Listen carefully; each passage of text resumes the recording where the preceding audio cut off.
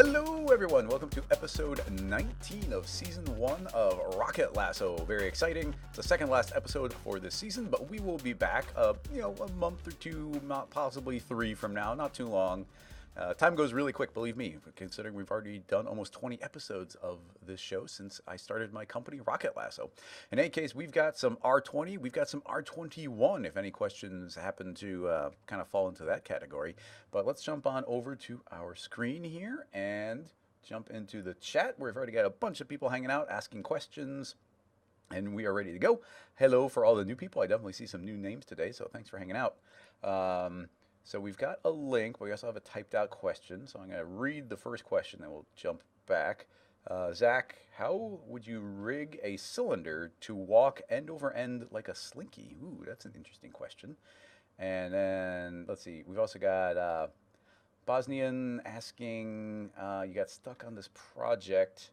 How to make a splash from a can of deodorant like this? Oh, that sounds challenging as well. I like both these questions. Well, let's see what we got here, this question. I'm jumping this over. So we got like a little spritz. And what are you specifically saying? You say splash, but I guess you mean kind of this spritz. Oh man, that is no trivial feat. I mean, because okay, a couple things. Let's just analyze what we're looking at here for a second. First of all, there's probably some sort of black light or something really bright. You can see it silhouetted really well. Depending on what you're doing, something that might be smart would be to do something like, you probably don't have access to this footage, but presumably this is a green screen spray effect. So this is something that they filmed. It's the kind of thing where it's like, you could just take this video, crop that out, and then put it on a flat card in 3D and put it inside the nozzle. And you're going to get something incredibly detailed that is going to render incredibly fast. So always remember that there's no need to do it fully in 3D if there's another way to do it. I used to struggle with that a lot, where I used to try and make everything for real in 3D, and then I don't remember when, but eventually I realized everything is already fake in 3D. So if you're already faking reality, then fake it everywhere you can if it's going to save you time and look better. So along those lines, if you were to take this, turn it grayscale, and just overlay it on top of a spray bottle with a flat plane here, that would look really good, and it would run really quick. Now, after that, it turns into two methods. Would be trying to essentially procedurally make this material, or make it as a material, almost in the same way where it's still kind of flat, make it as a material that's blasting forward, or do a full particle simulation. There's a lot of detail and things that could layer up on here, like even this one's going in slow motion. You see all this extra craziness going. So that would be, the resolution isn't necessarily high enough here. The quality is incredibly low, actually, but you can still see, look at all these tiny, tiny little individual particles and everything drifting around. Like the sheer, like this is millions of points if you want to get something kind of accurate looking for it. So it kind of turns into how you want to think about it, or I guess it turns into the specifics of like, how are you seeing it? What is it, its purpose and place in the project you're working on? Because honestly, I would, go and grab a sheet of paper or black paper or something, and then take your iPhone out and then film you spraying a bottle, and then chop it out, increase the contrast, make a mask, put it inside of Cinema, or get an alpha, put it in Cinema. That would work really well. That's honestly what I would suggest for this. Going and doing this particle wise, I mean, obviously our go-to would be running in trying to run this in X particles just for fun, just because I'm looking for any excuse to pop open R21. Let's do the most quick basic version of this using the new field forces and see if what it looks like. But I'm going to be making like 1,000 particles, not 1,000,000 particles. But let's just see what we can get. So here we are in R21. I really like the new interface, and it's just slightly darker than the other one. Here's 20, and then here's 21, just a little darker, a little bit sharper. But let's make this relatively quickly. I'm going to create a regular Cinema 4D particle system. Let's go ahead and make this pretty tiny. I'm going to set down to 10 by 10. I think if we turn it into a cone, it'll spit them out in a round shape. I'm not entirely sure. We can set up or maybe that's just how it does this angle horizon or horizontal. What am I talking about? Let's go ahead and set that up to 35 degrees, and now we should be getting a kind of a spit of particles flying out. It's a little big compared to the reference. Let's drop that down to 25. That seems a little better. Back to particle. Let's make at least 1,000 particles. So okay, a lot more particles. I'm not sure how many particles. Okay, I'm throwing 10,000 particles. It's not too bad.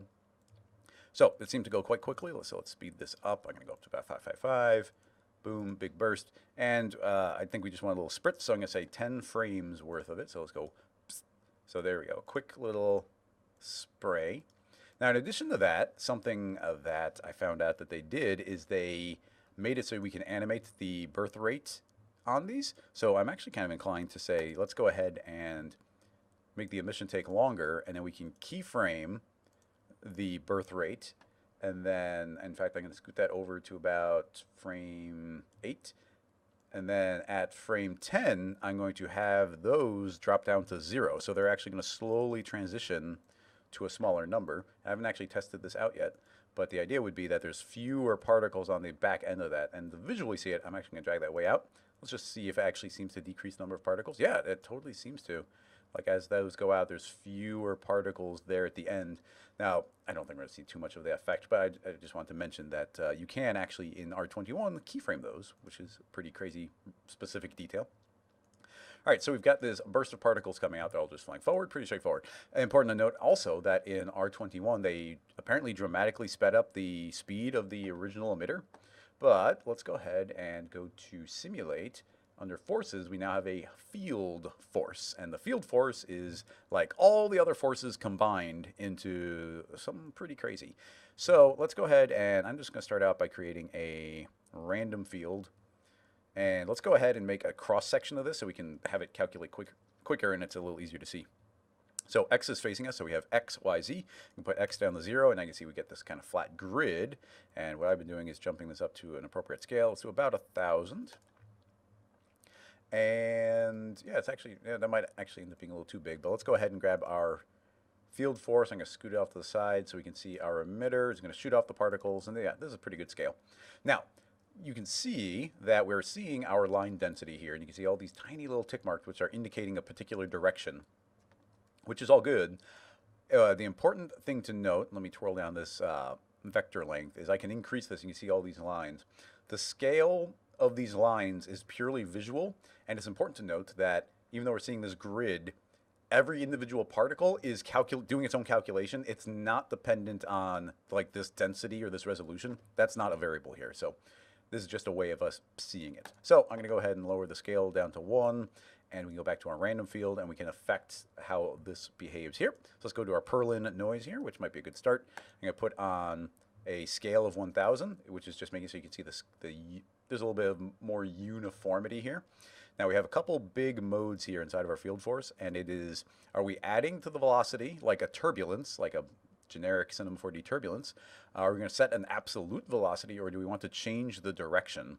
In this particular instance, I'm kind of feeling like let's add to the velocity, and I'm not sure, and you can see as I increase the strength, our lines are getting longer. So let's keep that in mind. But I jumped up to 55, and let's see how much we can visually see its effect. Clearly, it is definitely having an effect. You can see everything spreading out a little bit, so that's cool. In fact, it's spreading out pretty blatantly, so let's keep that in mind. Maybe our scale is a little bit too big. And right now, at this point, we're just tinkering. I'm going to talk about the principles when I can, but now it's smaller. You can see these are blowing through the air, and you can see them kind of clustering up a little bit. Now, honestly, that was pretty strong, but I want to crank up the strength even more, because we were kind of seeing it wisp through the air a little bit. So we've got, but of course that starts scattering it too much. So then we can start adding on additional fields here. So if I add on a solid, then the solid you can see, let's set that to normal. This is completely overriding, and currently it's a vector, so it's saying go up on Y. But I could say I want this to travel on Z, X, Y, Z, so we'll do 0, 0, 1, and now everything's traveling to the right. So if I just hit play, this is just speeding everything up forward. You can see it's boom, blasting forward. But now I can add, well, let's pull that to the bottom, and I'm going to add the randomness on top of it.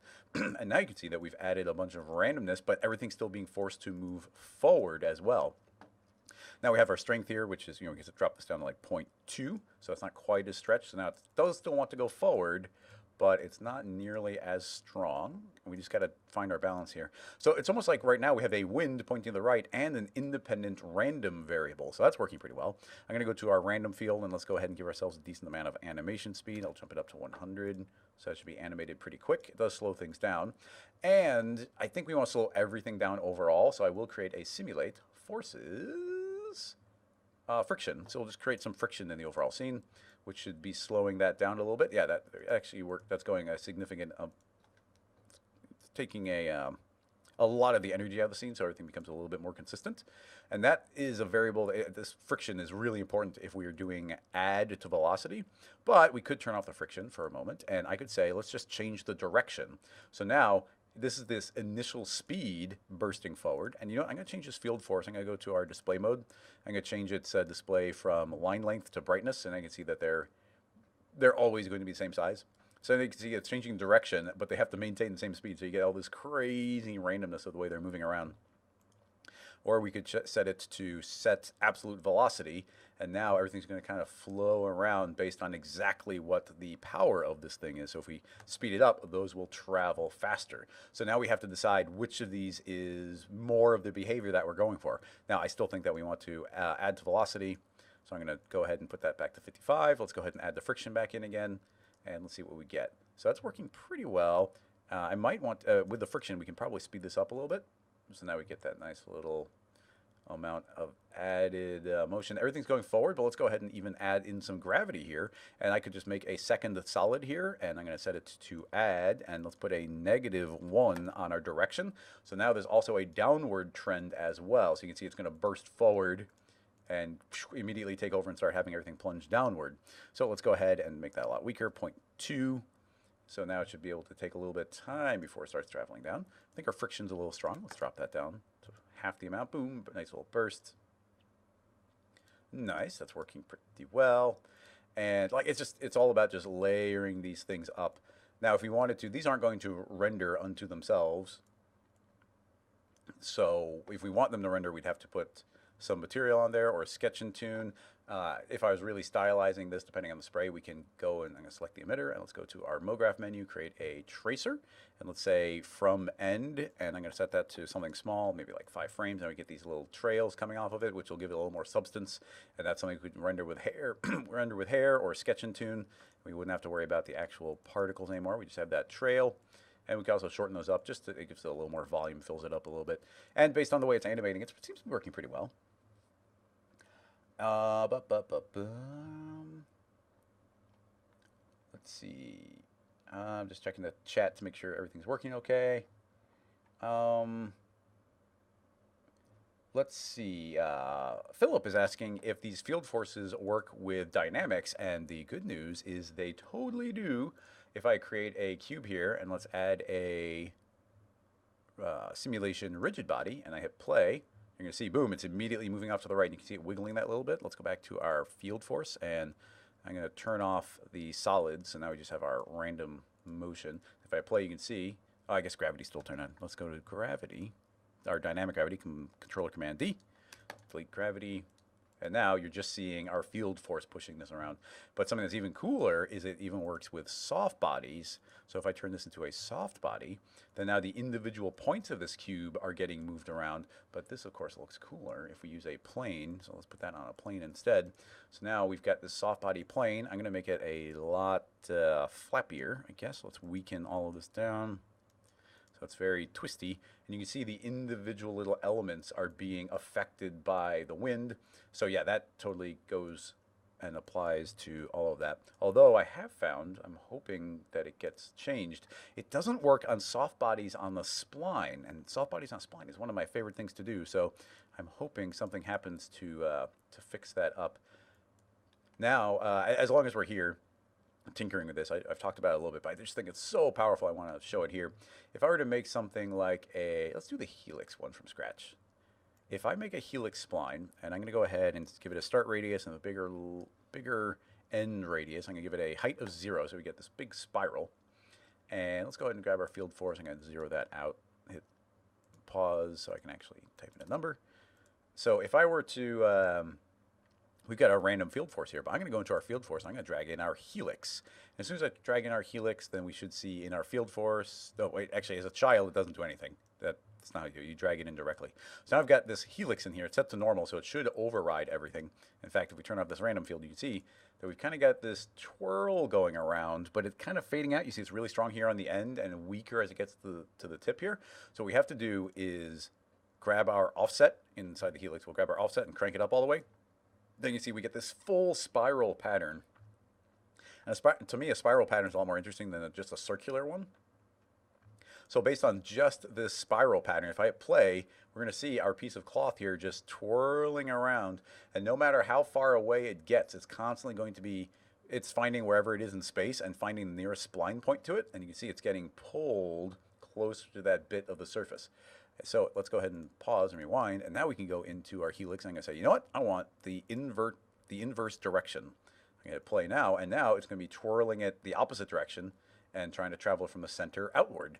Let's make this even more interesting. I'm going to add a new R21 mask to this helix, and I'm going to feed the helix again as the mask, but this time I'm going to set the helix not to distance mode along, so it's traveling along, but I'm going to set it to be based off the radius. So this is a mask, which is saying, look at this radius as a way of falling off how far this is pulling, and it's going to be traveling around there. So it's free everywhere else. And keep in mind, it's cutting off, these points are cutting off based on that grid we generated, but that's not actually the cutoff. It goes for, infinite distance. So now it's only being affected when it's inside of this little range. See, it's moving a little bit weird off to the side. So how do we control, well, let's say we wanted it to be stuck in the line a little bit more. Well, let's go ahead and drag the helix in a third time, and this time I'm going to set it directly to radius, and now you're going to see that, let's go ahead and turn that off. I just want to see this radius. You can see that it's actually aiming at the line. If you just do radius, it aims at the line instead of along the line. So by adding this along the line and aiming towards the line, then this should be constantly getting pulled, hopefully, towards the line. I guess we're adding to velocity. I'm going to set absolute velocity. Might demonstrate this a little bit more clearly. There we go. Okay, there we go. So by setting it to absolute velocity, it's both pulling it towards the line and along the line. So I had gone and made my couple things. First of all, our radius pulling it towards the center is very strong. So I'm going to go ahead and weaken that by going to either lower this opacity, but I kind of like doing it via lowering the max here. So let me make sure that's working. So I want to pull towards the center, but not too strongly. There we go. So that's working a little bit better. And actually, just by doing that, it kind of fixed the problem I had where it's clumping up too much. But we could always go back into our cloth setting, and we can go into a soft body, and we could give it more shear, more flexion, and it's going to go and try and maintain its shape a little bit more. But as far as like art directing dynamics, look at this thing's ability to look at this control that we have. Like, how would we do this otherwise? How would you tell this to travel along the spline? It's getting caught back in the original, but now it should be free, and it's getting pulled based on that fall off all the way along it. If we want to, we can go back into this mask, and I'm going to just delete the mask. So now it's just going to be pulled along no matter what, but it's still being pulled nearer the spline, so it should maintain that shape a little bit better. So yeah, that's going to travel along. So look at this ability to art direct and change the direction that this cloth is traveling. And we've got our random field still, so let's go ahead and add that as well. So now we're traveling along. We've also got this randomness introduced. Currently the random field is animated a lot. Let's go and slow that down, increase it back up to 1000. So yeah, now we can see it's being pulled along, and we get this cool extra waviness influencing it. So look at this motion that we're getting out of this piece of cloth, like so quickly and in such a fun art directable way, like direct control over that thing. It's so cool. I'm going to go ahead and save this scene file, and we will move on to possibly doing that Slinky question. I see that there's some other questions coming in, and actually we'll take a look at what other people are asking, if there's any other questions along these lines. Field forces. Greg, that is correct. R21 is not officially released yet. Typically, in the past, it comes out in early September. I can't say anything beyond that. Hi, everybody. Let's see. Different question. different question. I'm just seeing if there's any follow-up questions to what I'm specifically talking about here. Excellent. I do want to think about that Slinky question, although I'm not necessarily super clear on how we're going to do it. It's not obvious in my head how we would do it. But somebody's saying, Chad L is saying, what's the best approach to make max variations possible out of 5 horses and 5 saddles? Max variations. I'm trying to think if there's any specific way of like iterating every possible combination, because it's pretty trivial to get any random combination of the two. And honestly, at that point, it's just like 2 different cloners, and then you randomize their seeds. But if you wanted exactly one of each, I don't even know if that's your question, if there'd be one of each. Let me, what's a good way of, I don't even know how to do it.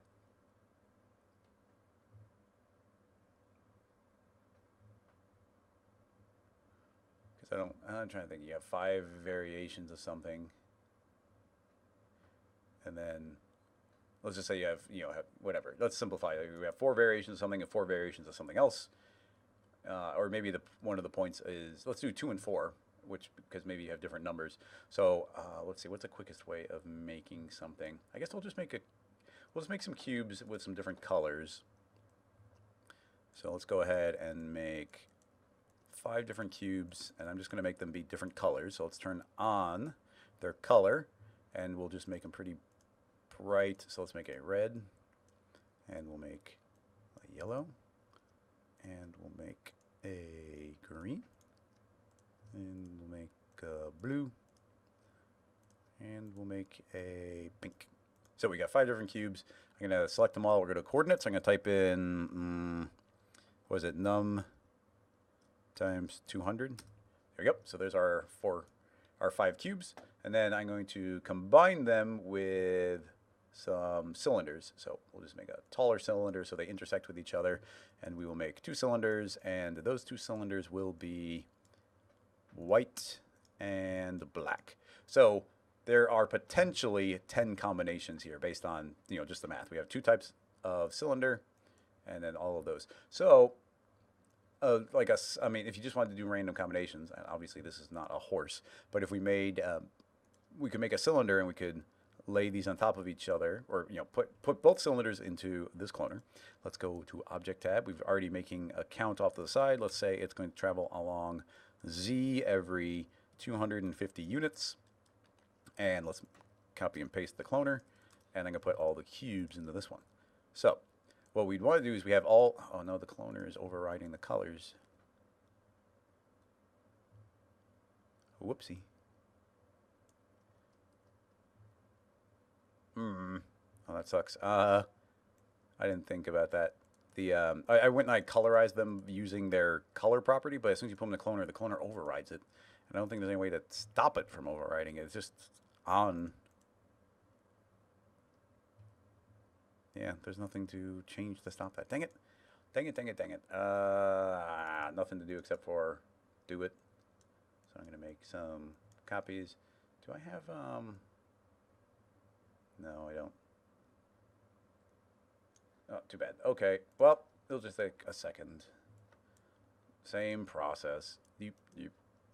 Deselect, yellow, deselect, green, deselect, blue, deselect, purpley pink, and one more to be white, and one more to be black.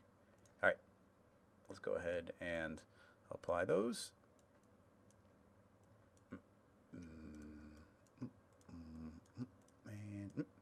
And white and black. Okay, so we just kind of by math know that we have, well, the total count that we're going to have here is going to be the 2 numbers multiplied by each other. So I can say, what do we got? 5 times 2, and that's going to be our exact count. So this should be every possible combination here by saying this. So there's only going to be one white one with a red, and we'll never see another white one with red. There's only one black one with yellow. So there we go. That has now introduced every possible combination and they're each unique. So I guess maybe that is just straight up the way to do it. If you wanted to add, I don't want to say additional variation, but if you wanted this not uniform, or if you had more, I could just say, okay, here's 20 of them, and now it is going to repeat. Now the second set will be exactly the same as the first, but we grab both cloners and say, instead of iterating the clones, we'll just randomize the clones. So now we might end up with 2 greens next to each other and 2 blacks next to each other, but it's just going to be kind of an infinite amount of random combinations. I'm actually surprised, but you can see we look at, like, just by sheer random coincidence, we get a bunch of black and blues combined right in a row. But you have a different random seed, so you can tick through here and get those randomly organizing. But like I said, iterating is going to be the maximized number of variations based on that, just by feeding it into 2 different cloners. I'm trying to think if there's any additional thing in there. Let me see if you have any follow-up.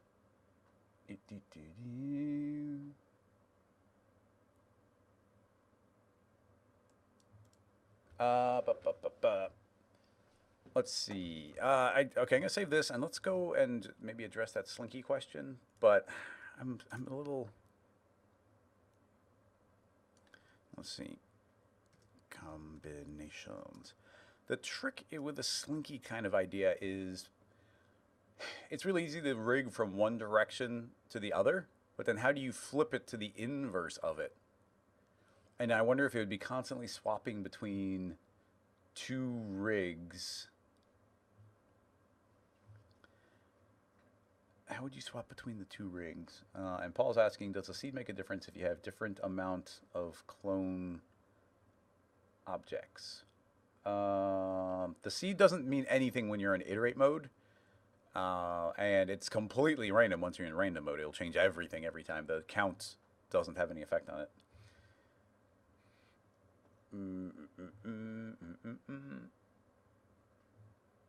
Now, you can't wait. I guess you could do. Actually, I just thought of a way. I think I have a way. Okay, let's try and get a Slinky thing going here. So I'm going to make a cylinder.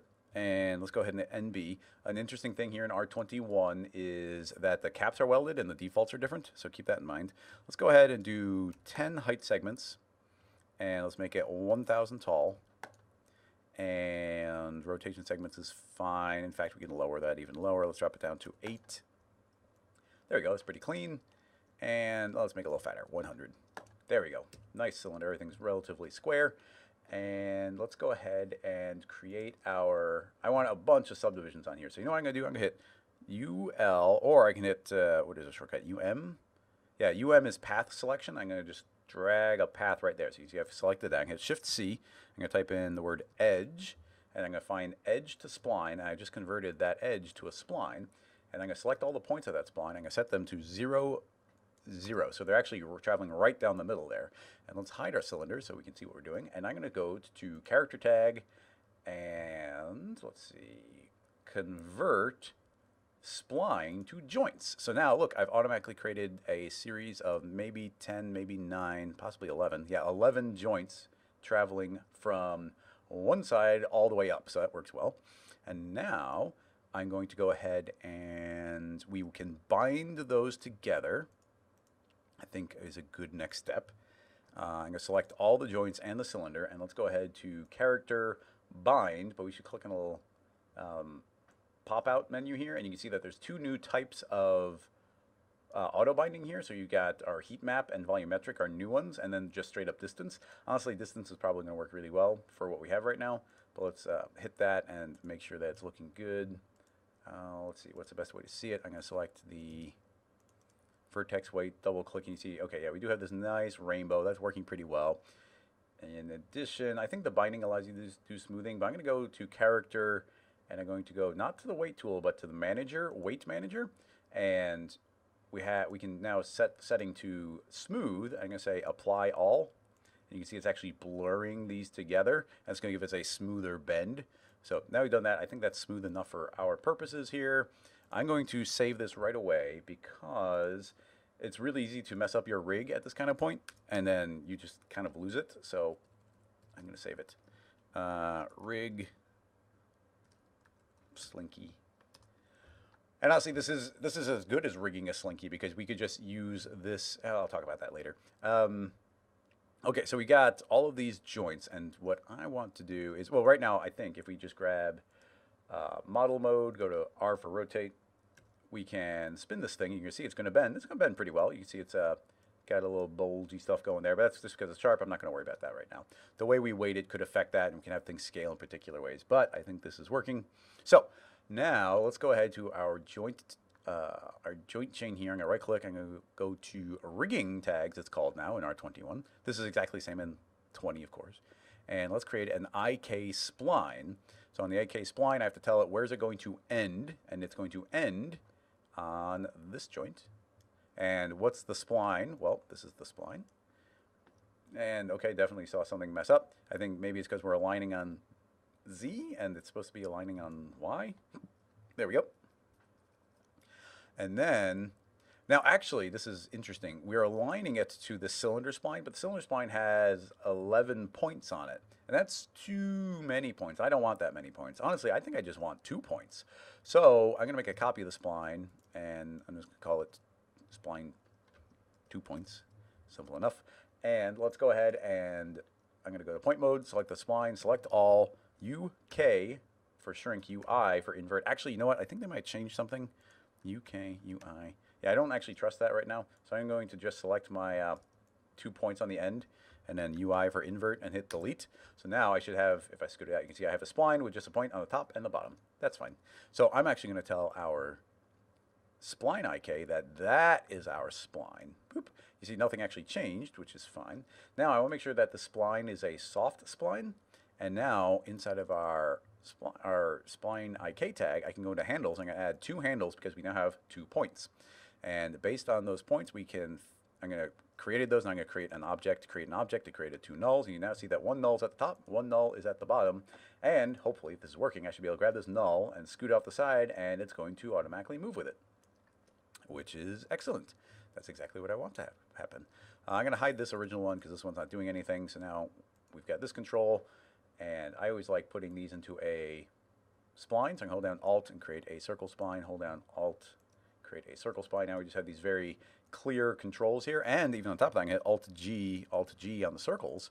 So what's cool about this is now I could grab this circle spline and I can move it, and it's going to move that around. But I can always just type in Shift C PSR. And then reset PSR. But in R21, you can see that they added the reset PSR button right in the top of the interface. So I can click that and reset, and it's always going to go back to the original position. All right, cool. So now we need to make it so that our spline, right now it's a Bezier spline. It's got subdivisions. I think that's all good. But we have to go into our IK spline, and I have to give it some depth. I want to give these some curvy handles. I'm going to put them both to 100. And let's see what we got here. Hopefully, yeah, okay, that seems to be working. So what you can see now, it's weird, I was pointing upward there. Let me make sure.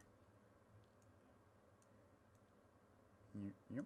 Does that just go both directions? That's representing, or does it have to go? Yeah, that's weird. I don't know why that line shoots up. That's bizarre to me, unless the spline's going up. That doesn't make sense either. But in any case, I'm going to tell my shape here. I want the shape to, right now it's fitting to the spline, but I'm going to tell it to be equal to the spline. There we go. So now it's going to stretch to the full length of our spline. That is working quite nicely. And now we have 2 circles that we can go and animate. And I can grab this and spin this around. And there we go. Now we have the basics of a Slinky that we can control. So I can move this around, and if we grab these controls, I could increase our handle. Now typically I would grab these curves and then put these controls, tie these controls into maybe an Xpesso user data on the circle spline, so I could move those. But now you can see I move this pretty smoothly, and now I could just animate these however I want to and get our little Slinky motion going. I'm just going to scale. It's going to be matching. There are a lot of little additional details that we could get into. You know, like for one, you can see it doesn't lay quite flat on the ground, and that's because there is a little bit of curve even at the beginning. So I'd have to compensate by rotating a little further if we're going to leave it in the most basic rig. When it gets to these kind of rigging questions, though, I could literally spend the next 2 hours just improving this little Slinky rig. Not least of all being things like how this is scaling our mesh. You know, you can see how it's pinching on these corners based on the way the weights are done. So maybe Maybe we shouldn't have smoothed that out the way we did. Maybe we want to smooth it more than we did. We can go into our skin tag, and you can see that we've got that it can scale based on the volume, which is pretty fun. So if I grab this volume, I'm going to change it to transform the object based on the volume scale. And let's see if this works. If I stretch it, that's kind of the opposite. What are we doing wrong here? Uniform scale. Let's do uniform scale. I'm not sure which one it is, to tell you the truth. One of these, joints, type, blended, object, boom, volume scale. Maybe that. I'm just guessing combinations there. Yeah, there we go. That's the correct combination. So by putting this on transform the bone based on the length of volume scale, what's happening is this is constantly maintaining a volume. So as I stretch it, you can see it's actually getting skinnier. And if I squish it, it's going to get fatter. So it's maintaining volume, which is pretty cool too. So yep, that should be working pretty well. And we'd have to affect the curvature if we want to change it. But that pretty much does that. And the last thing I wanted to mention is, let's go ahead and grab the two circles. I can hit Shift C, or actually I can just click the button, reset PSR, and you see, boom, instantly back to the original position, which is why I love doing that. If we did actually have a Slinky of some sort here, we can literally just do a spline wrap here, which seems a little cheap. So I'm actually going to do the fancier version. So I'm going to go ahead and make a helix, and let's spin it upward, and it's going to be a radius of 100, 100, a height of 1,000, radius of 100, not 1,000. And now we would move that down exactly 600, 500. 500 down. And now we can just spiral it as many times as I want. I can add a 0 on there, but I want to run quick, so I'm going to say times 5, why not? And you see we got a bunch of spirals, so not much of a Slinky, but if I make a copy of that helix, let's go ahead and hide our cylinder. I'm going to go ahead and scale this one down to, I don't know, 75, 75. Ooh, that's 75 there. Thank you very much. Let's create a,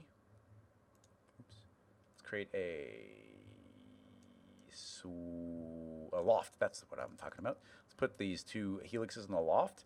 And if we give the loft enough points, which I think is going to be about 100, but we can make it any amount. In fact, I'm going to get rid of that, so get rid of subdivisions. Now you can see we got this nice spiral twirling around perfectly even. If I want to increase that, I could say 200. Now we get more. Anyway, that's our Slinky shape. But now we could take that, and I'm going to, let's just put Alt-G to group it. I'm going to feed that a mesh deformer, which is hiding from me. Right. Oh, goodness, where is it? I can. Okay, this one's extra weird. Nope. Did they? Oh, there. I don't know what it is, but I'm always utterly blind to the mesh deformer. I can never find the dang thing. Anyway, I'm gonna put that in the mesh. That's what's going to deform this piece of geometry. What it's based off of is this cylinder, and I'm gonna say if any points happen to be sneaking on the outside, just do surface. Initialize, and now it's hiding the original cylinder, which I think we already were. But now, with any luck, if I grab one of our controls here and I move it, there we go, look, now we have our Slinky. So now our Slinky can do whatever we want and do all these nice little bends, and we can animate it, and we are completely free to control both sides of that. And now keep in mind, I did a 2-point spline, so it was pretty straightforward to set those controls. But that spline could have had 3 points. I could have had this middle point here, and I could have been animating that middle point around, or you could do 4 points, move those around. A lot you could do to add additional control in there. But now we've got a Slinky where this can stretch and squish. And, yep, pretty trivial to make some changes to that. If you, let's just say you had more spirals, I can grab our mesh. Let's go twice as many spins on it. It's not going to update visually because we need to click on the mesh deformer and say initialize again, and now you can see, boom, twice as many spirals on it, and now it's updated. And if we already had an animation, then that would just animate and update that as well. So now we've got our nice little Slinky rig. Whee! Cool.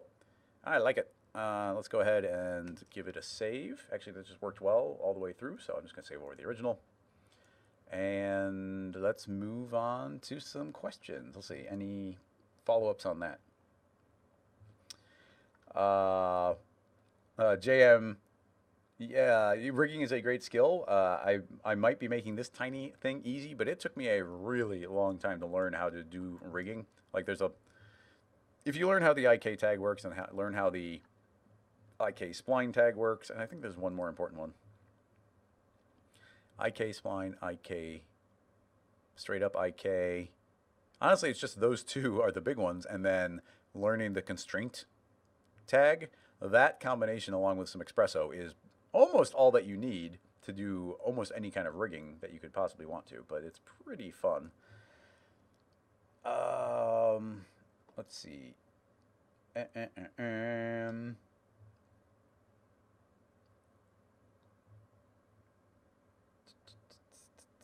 Just seeing if there's any follow-up questions specifically on this rig. I thought there was another question I was going to tackle that I liked the look of, but now I can't remember. Somebody else had a good typed question. Make sure to put it in again. Paul, let's see. Do you have any idea how to do a parametric smearing on geometry like you see in 3D prints of Paranorman? A smearing geometry like you see in these 3D prints. Let's see what we got. Whoa! Oh, man. Well, not really. Like we have tricks that we could smear, but, well, it depends. You see right here. So what's happening here is what happens with, how do you pronounce that studio? It's the name of the first dog in space, like Lakia or Laka. I forget how you pronounce it, but they do really cool stuff. And what they mostly do is they create everything in 3D and then they 3D print things and then they do stop motion doing the 3D printing. Now, doing something like this is like, okay, well, it's a smear. We could do that. But you can see here that they're doing more of a classic Looney Tunes type of smear. We're actually getting a repetition of the face. So it's repeating the face as if there's a bunch of frames being blurred with each other, which is super cool. But to do that kind of smear, it would just turn into, I mean, I guess if you're just doing it for 3D printing, but just straight up modeling something like that could be pretty crazy. I don't have any model presets, unfortunately. Let me think of what's a good way of getting a model quickly. I've got my mouse model. Let me pull that up from my R20 files. R21, auto weight. Is that this?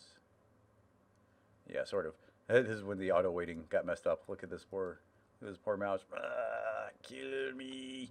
But in any case, I just want the mesh. So what I'm going to do is delete that, and now I've just got my nice model here. In fact, let's just close the file. New, paste. Okay, so I got my nice little mouse character here. And let's just say we're doing a smear on the face, and yeah, what the heck? Well, we'll leave the ears and everything. So let's delete everything we don't need, which is all of this. UF, delete, or select.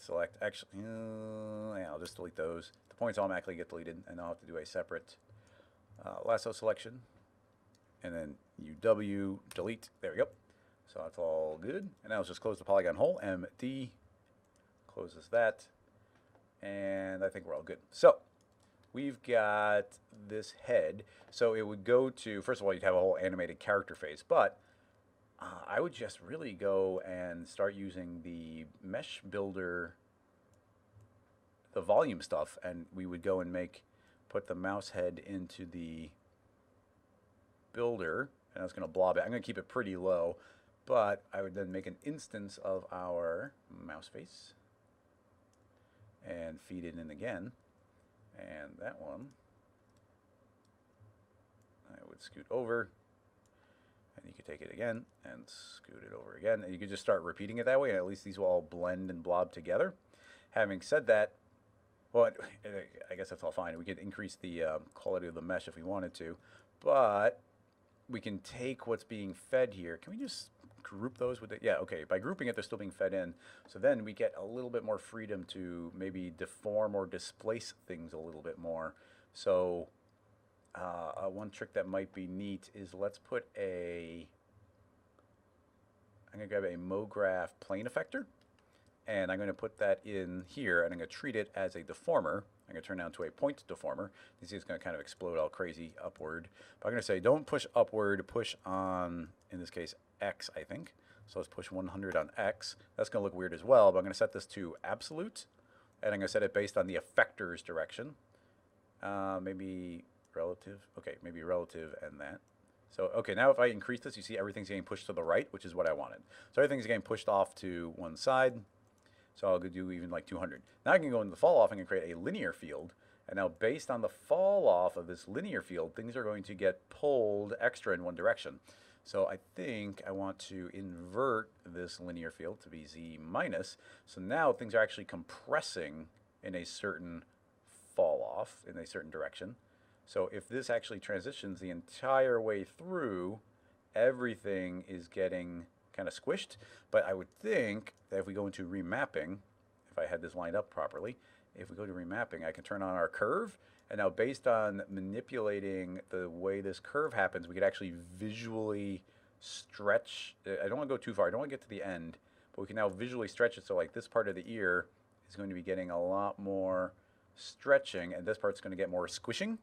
So right there, that's something that's potentially kind of cool. And then if you just wanted to start messing things up, then we can go and make a displacer. Well, not, let's just get a little more smear on here.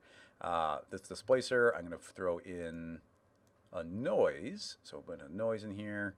We'll make the noise a lot bigger. 500 perhaps. Maybe not big enough, but we'll find out. Let's go to our height, and I'm going to displace it more. It's going to get crazy quick. Let's also go to our shading and change our noise to be world-based, so that all those should deform differently. It's pretty crazy looking right there. But let's go and deform it, not based on the vertex normal, but the plane. And once again, it's deforming on X. So now let's have it deform a lot. So way crazy. But now we can feed this a plane fall off as well. And now I can drag this around. And by giving it the proper fall off, you can see I can smear one side and transition into the rest. So you start getting this extra smeary look. And now keep in mind, I'm putting the volume builder. This is what it actually looks like. So it's this really big mess.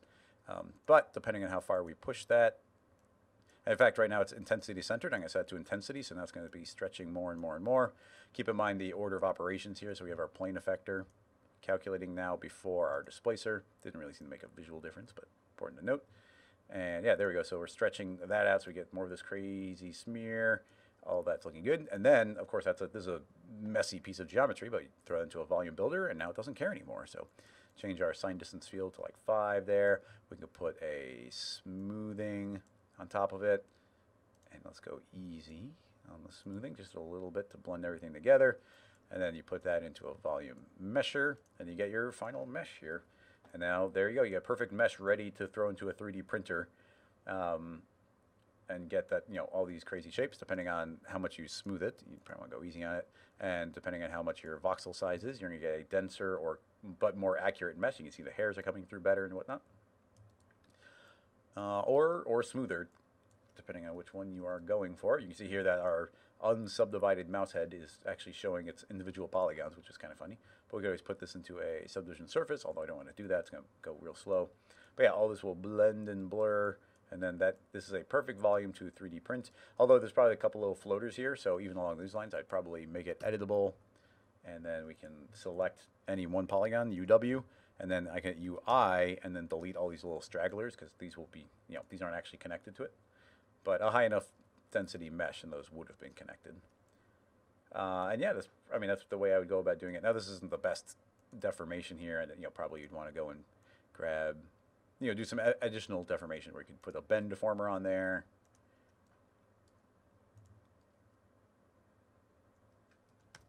Rotate.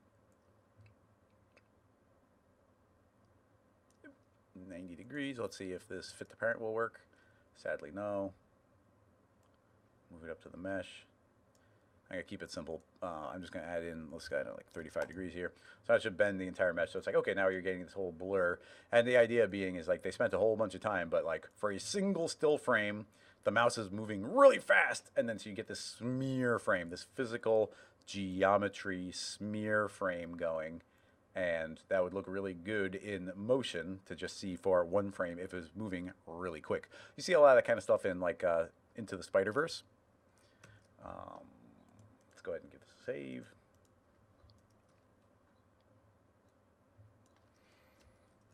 Smear frame face. Yeah, that one could be interesting. But yeah, it almost turns into you are doing stop motion in the computer in order to do these extra frames. It'd just be really cool for it to appear.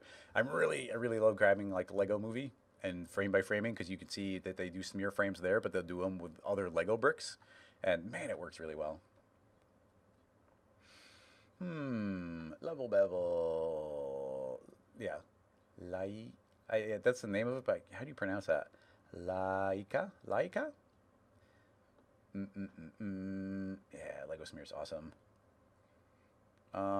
Ghost Nate is asking about modeling this character thing.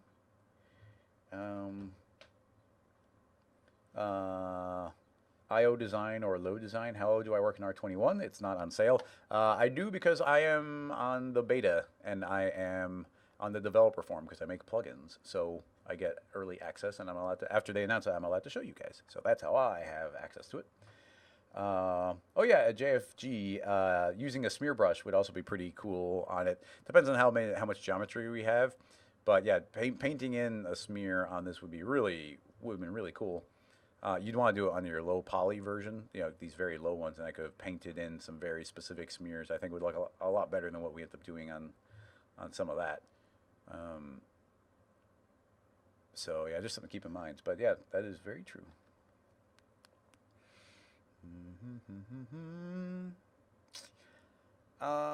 Ghost Knight, I will click on your question though. Oh, it's some of this inflaty stuff. I'm blanking on the name, but somebody had kind of developed the inflating technique using cloth, and everybody started doing it and making tutorials based off of it. This is a really cool use of it where they've now designed an entire character. Let's see, this is from not motion designers because it's from Vinyasa. Oh yeah, look at all these renders. These are gorgeous. That's really cool. So yeah, he seems to have gone. I don't know. That sounds like a male name, but I don't know. It seems to have a theme going, but they made this nice inflated one, which is really neat. I mean, there's a whole character, and it's well designed, and that's what's making it cool. And there are already tutorials out there on doing some of the cloth stuff. But just to do the super duper most basic version, let's go ahead and I'm gonna make a sphere here. I'm gonna give it a lot of subdivisions. Yeah, we'll do something like that. I don't even know how well this will work. I forget if this is the technique, but I'm going to pin in different things here. So let's select that point and just kind of a couple of random loops. So I'm gonna do that loop and about that loop and about that one, about that one, about there, maybe about there, and this one, the bottom won't look as nice. And if we want to, we could potentially do a couple of repeating loops like this. I'll just do that one actually. So we'll just get this one nice seam traveling through it. I don't know if this will work. I don't tinker with it too much, but let's add in a simulation cloth. I'm going to go to dresser and fix the currently selected points. I'm going to go to forces and turn off gravity. And then if we hit play, it should run pretty quick and nothing's going to happen. But if we go to tag, there's a setting called size, and if we animate the size, I'm going to go from 0 and over the course of 45 frames, let's increase it to, I don't know, 155. Let's see, hit play. Then it's going to inflate, and now you can see it's got all this extra space and starts bunching up, which looks pretty nice. If we put this into a subdivision surface, it's going to smooth it out, and you get some pretty nice looking things there. And lastly, I guess if we go simulate forces attractor, and I'm going to set the attractor to be very slow, very strong, and backwards. So that should be pushing outward. So this is forcing everything out. And now you kind of get this like little inflation where it's all being forced. Now I'm inflating this a lot, which is probably way too much. So if we just grab this and let's go, I don't know, 125 instead, about half the amount. Let's go chill that out. You get some maybe a little bit better wrinkles going on. It's a little uniform for my taste, but you pretty much get the seams. I think there's some additional techniques there, but that's the basics of it, where you just kind of put a seam there and you let it inflate itself.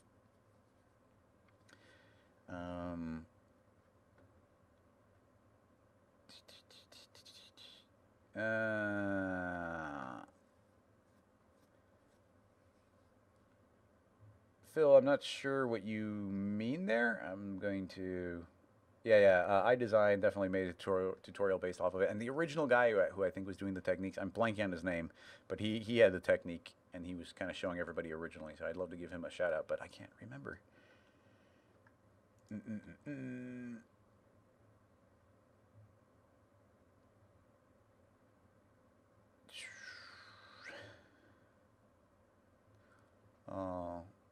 Gelano, is there a way to simulate chocolate drops over ice cream? Okay,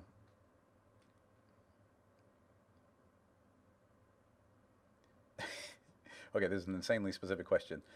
I should have saved this too.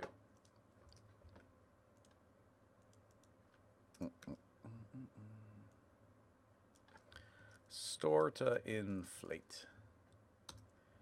I think I typed that right. Inflate. No, it seems fine. Is there a way to simulate chocolate drops over an ice cream structure as a soft body integration between both, where the drops stop and slowly squeeze over the ice cream surface, but using fields? I am trying to wrap my brain around that. Simulate chocolate drop. So it's like, okay, a drop drips onto, I'm assuming just like an ice cream swirl kind of thing, as a soft body integration between both. So are you? So it sounds sort of like.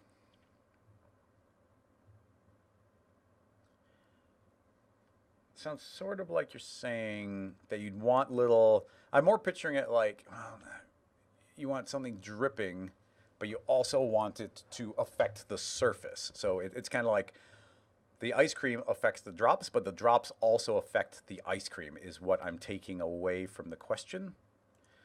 It's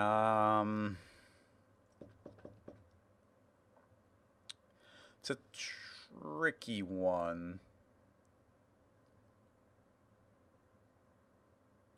You could do...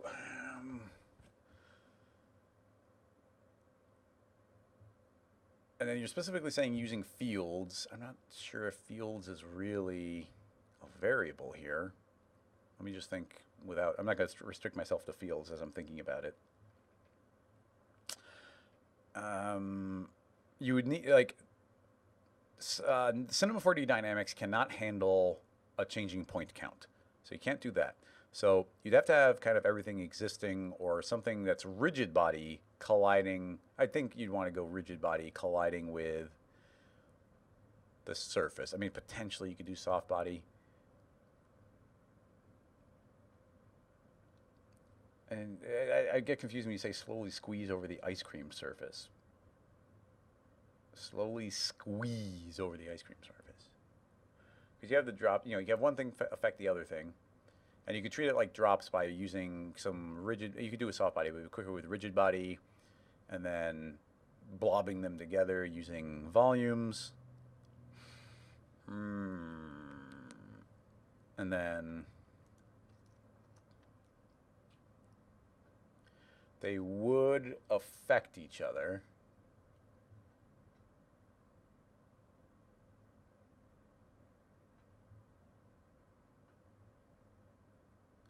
The fields, the new field volumes don't affect splines, and I want to use a spline here.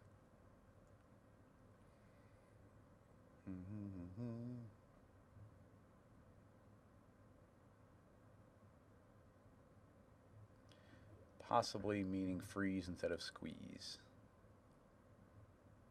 But yeah, F5, I'm there with you, but That seems in contradiction the way it's described, because it seems like they wanted the chocolate to affect the surface, but if you're just melting the chocolate on top of the surface, a bunch of maybe they were prescribing instead of just describing what they wanted. Because if you just want melted ice cream, that's pretty straightforward.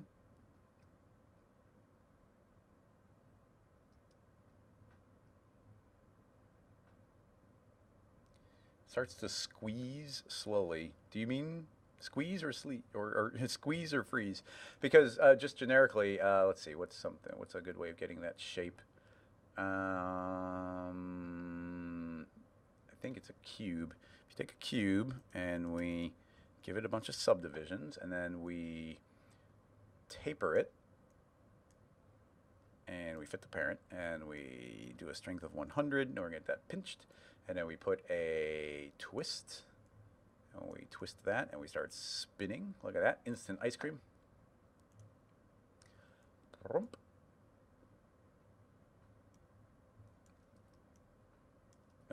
nope, nope. Okay, I need all those. Okay, so there is our, probably twisted too much.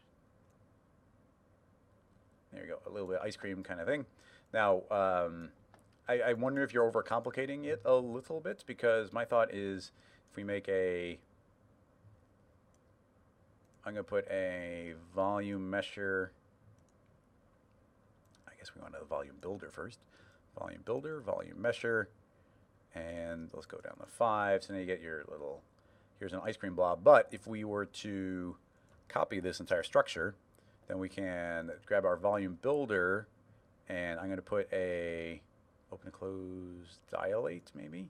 Yeah, by putting this dilate here, we can expand it to be bigger, and then I can make a, or is that just the shape? I guess we could crop it off in different ways, but A subtract B.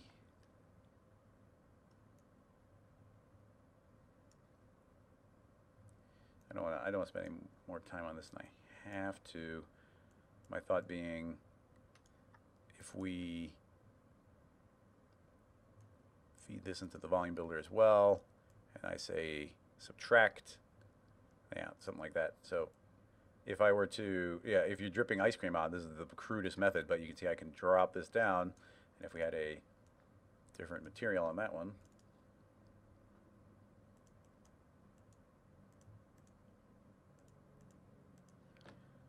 as I pull this down, then boom, we're getting this kind of melty effect, and it just travels down. And we could instantly make this fancier by, if we rotated this cube, here's the simplest version, just by rotating this cube, and I'm going to move it directly down on world space. So now it's going to meet it like a little bit more imperfectly, and then you can get the spread happening in a little bit more of an interesting way. So then that would spread out. It's still not perfect shape. Yeah, I'd want to do the inverse. My angle wasn't very good on the overall shape. But yeah, you could grab that kind of thing and have it melt down. And if I angled it correctly, we could get top from bottom. It'll just kind of boom, like solidify over it. And you could fake it by, you know, having a drip be part of the same volume and traveling down. Yeah, if I were to just make a cylinder, let's just say that's the chocolate. You put that in here as well. It's going to blob in with the rest of it. And now I would just animate this cube. So it's like, okay, there's our drip. And you could keyframe this going down. And as soon as it gets to about this point, you take this cube and you start animating it to travel downward. And then if I had the cube, I'm going to kill the rotation because that's just making this more difficult. But you could just start pulling this downward, and it's like, boom, the chocolate's going to start melting around it. And a little bit of displacement on this shape would go a long way. Like if I had a displacer here so these edges weren't perfectly even, then you could just travel this down and boom, instant chocolatey candy coating on top of it, and you don't really have to overthink it too much. You could do, like right now this shell's just passing through the first one, but you keep on talking about the first shape being affected by the outer one, and really I think that this is just kind of the entire effect as my understanding would be. Blurb, and it's running incredibly quick as well. A little smoothing on there, and you got yourself a chocolate sundae.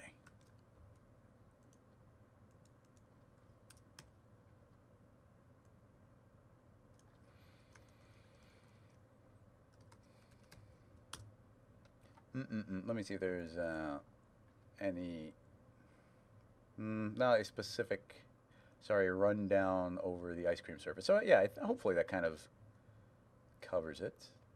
Let's see, some people chatting amongst each other. Let's see. And just for everybody, I'm seeing both the chat from Twitch and from YouTube. They're both combined on my screen. So there's two groups of people who might talk past each other a little bit, but I am seeing both of what you say.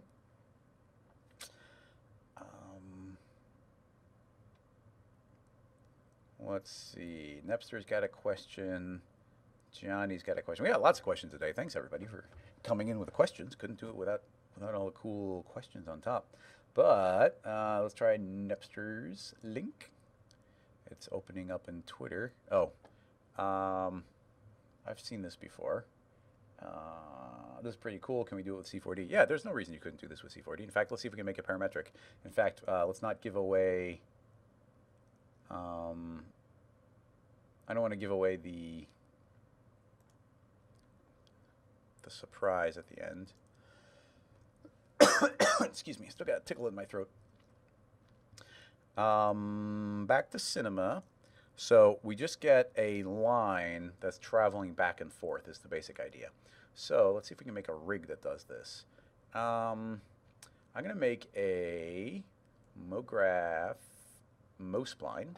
And I'm going to tell it to just be a plain old spline. And I'm going to say to start -100, go to end positive. So now we get a straight spline. And I don't need any of these subdivisions, so now there's just 3 points on it. 1 second.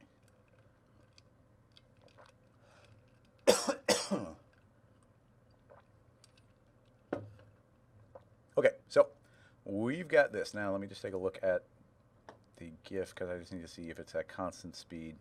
Seems to kind of travel like a sine wave back and forth, to tell you the truth. So that makes me want to use Signal, but I don't even know if that's necessarily true. But Signal would make it better, and I don't think Signal... Yeah, the rebuild broke it, so I'm going to actually have to open up this in R20, and we'll do the same thing again. MoGraph, MoSpline, line... -100, and then I'm going to make we'll just do a sphere, that's fine, set it to 20, let's make it pop out a little bit better, let's go ahead and put an align to spline, so align to spline, and my brain's already getting used to all the new placement of the settings in R20. So gotta be careful with that. I'm gonna make this smaller. Let's go down to 10. Okay, so here's a Cinema 4D align the spline. I want the Mo spline to be the spline we align. And then here's Signal from Grayscale Gorilla. It's a tool that I helped design over there. And this is just, we could keyframe it, but I just want to get a nice sine wave. And I can just change this to sine wave mode. And now I can drive the sine wave of this position. So I'm going to give it a base of 50%. So it's going to be stuck at 50%. But now I'm going to tell a sine wave it can go positive or negative 50%. So now this should, hopefully, perfectly sine wave bounce back and forth. You could have just keyframed it, but I just wanted that very precise sine wave. Okay, now I do have to bake it. So I'm going to go keyframe and convert it to keyframes because we're going to clone this, and cloners don't like keyframed tags. So now we're going to a cloner. And I think we might need to group this, so I'm going to grab the Mo spline, hit Alt-G, put the sphere inside there, and then we can put that into the cloner. And now, boom, those are going back and forth. Actually, this is, well, it's a pretty cool setup already, but now we need to offset them. And the best way to offset them in time is going to be... I usually do step time. Can you offset time based directly in here? Time. This is a straight up modification of it. Let me just make sure it's working. I'm going to say I want a step effector, and I want the step effector to not affect the scale, but I do want to affect the time. Time.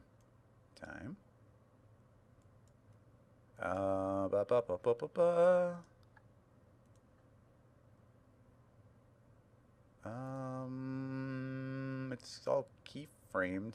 Signal's not doing anything, but that's still on a tag, so maybe it doesn't like it. So you know what? Like I'm going to delete that, and we're just going to use signal to animate it back and forth on Z. So there's no need to align it to the spline. The spline is just a visual line for us now. So now let's clear the keyframes. And I'm going to start it off at the position of 0. And the sine wave is going to tell it to animate 200 units, positive and negative. And now I get the exact same thing, but based on position. And now if I keyframe it, convert to keyframes. Now you can see it's keyframed, you can see all the little dots. Now signal's not doing anything again. And now you can see that our step effector is indeed offsetting it. Okay, cool. So I'm going to set to loop, which means you should keep on going forever. And now you can see that if I were to grab our cloner and add more copies, that they're going to start offsetting in time. So this is just the straight up step effector, which I'm going to set to linear. This is the step effector, and it's the exact same animation. Look, I can even delete signal, and the most spline's not doing anything. So just throw that out there. But I like seeing the spline cloned. So these are just being offset in time based on our cloner, based on the step effector. So this is just saying, hey, offset them this far. So I can change this to any amount I want. We're going to see them bouncing all over the place. So all good there. We just have to set it to whatever kind of offset we want. But in order to get the animation we are seeing, let's go ahead and set this to a radial cloner and get the correct orientation, which I think is this one, a radius of 0. And now we start getting this. And now if we do the proper time offset and the proper count of them, then we're going to start getting some pretty interesting patterns right away. All we have to do is make sure that we are offsetting properly. And I need to look at the reference again to see how they're offset. Is that cutting it in half? Yeah, there's something pretty particular here where it's like that's going, and then it creates the opposite one, which is traveling perfectly opposite it. And that might be the step we're missing here. So if I were to make this just be a radial of 2, is it just 1? Oh, 2. And how do I make it actually loop? Oh yeah, that's a thing. I guess 2. If I set it to 180, then now we're going to see it. And I want this to offset. Right now it's 90 frames, so we'd have to maybe offset by, yeah, that's identical. 90. So half of 45.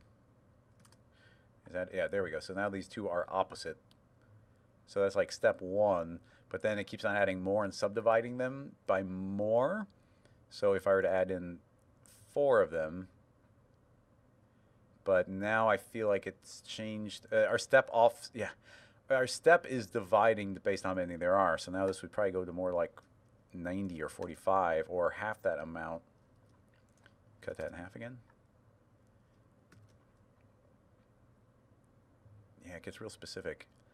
The problem is that our step effector is basing it on the count. Maybe the step effector is a bad way to do it. I'm going to go back to, let me hit undo a few times. I just want these two.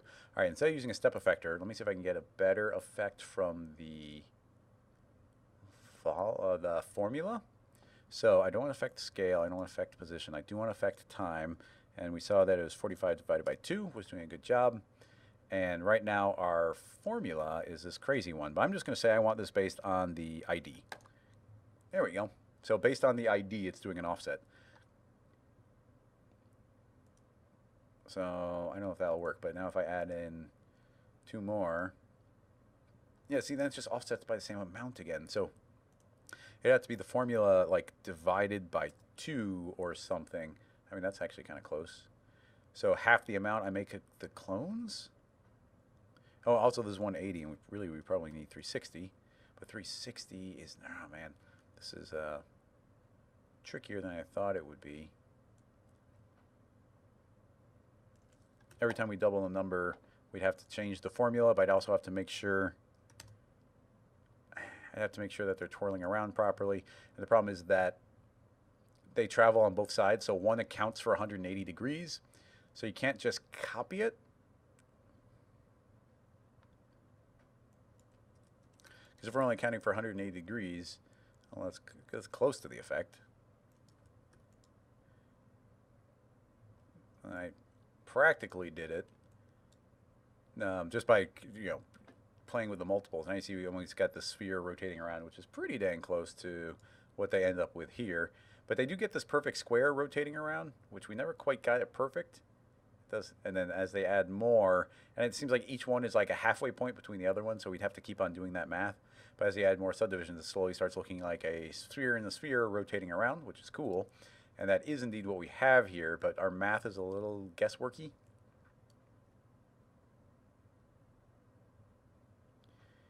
It does seem like the sine wave nature of it was pretty important.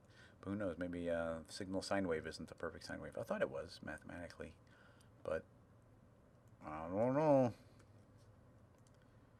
But yeah, as we add different patterns, it's pretty cool. I mean, you get these really neat mathematical loops and patterns going if you were to subdivide enough times. It's gonna look neat. Wee. Divide by 2 again. Divide by 2 again. Almost something. That's as far as I'm going to go on that one. There might be more to it, but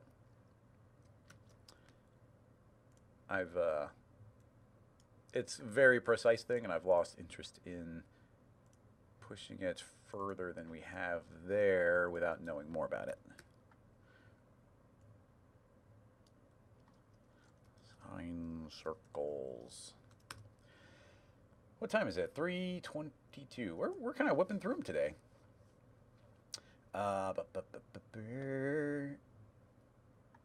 Let's see. Oh yeah, Viking or VFX King. You, I remember that you had said something and I lost it.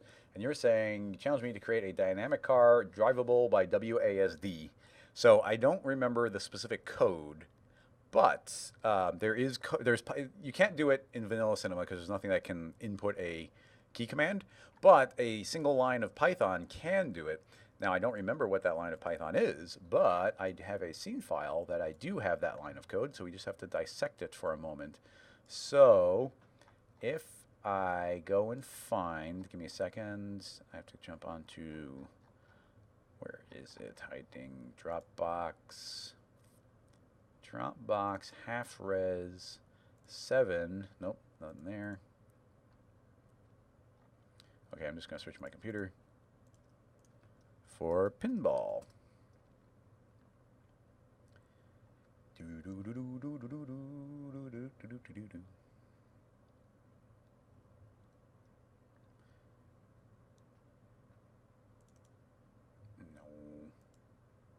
don't like the way Windows searches. Search on the Mac is definitely way better. Maybe there's a better app on Windows to search than the vanilla one, but man, is it clunky. Just trying to search pinball challenge, vintage pinball machine. No. Oh, here we go. Pinball, open and closing folder, open file location. There we go. Okay, so here's a pinball machine I made for half res. And if I open up this file, then you can see that I made this pinball machine for out of Cinema 4D that we play at half res. And the basic idea was supposed to be that if I hit play, sound effect. Let's see, what keys do I need to hold here? Nope.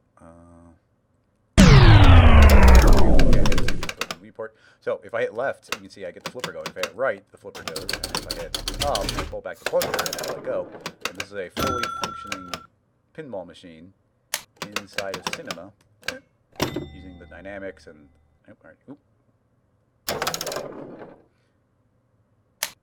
so anyway,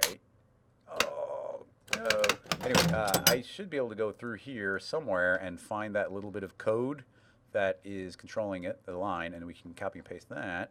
Flipper left. That might be all we need. Here we go. So here is the code. There's a sound. Here's to run the sound effect. Man, I'm gonna have to update this too for half res this year. If the GUI state of keyboard import left, if you go through x equals add, otherwise subtract. I think this is it. That's the line.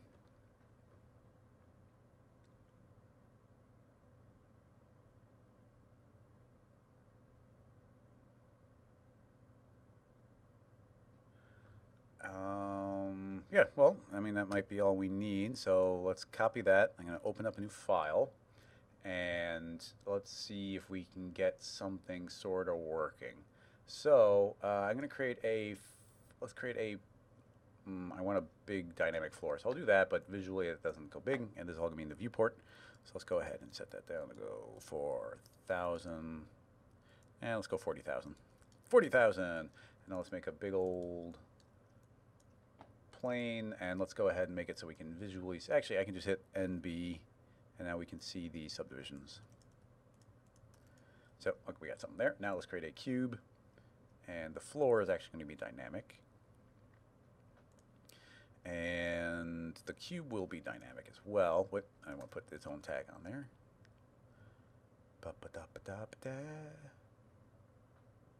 Rigid body. S to zoom up on the cube. I don't want to see the floor. So let's go ahead and shrink that. Let's go ahead and lengthen this up. We're going to make this as simple as possible. Excuse me. Okay, let's go ahead and create a cylinder. We're going to make our 4 wheels.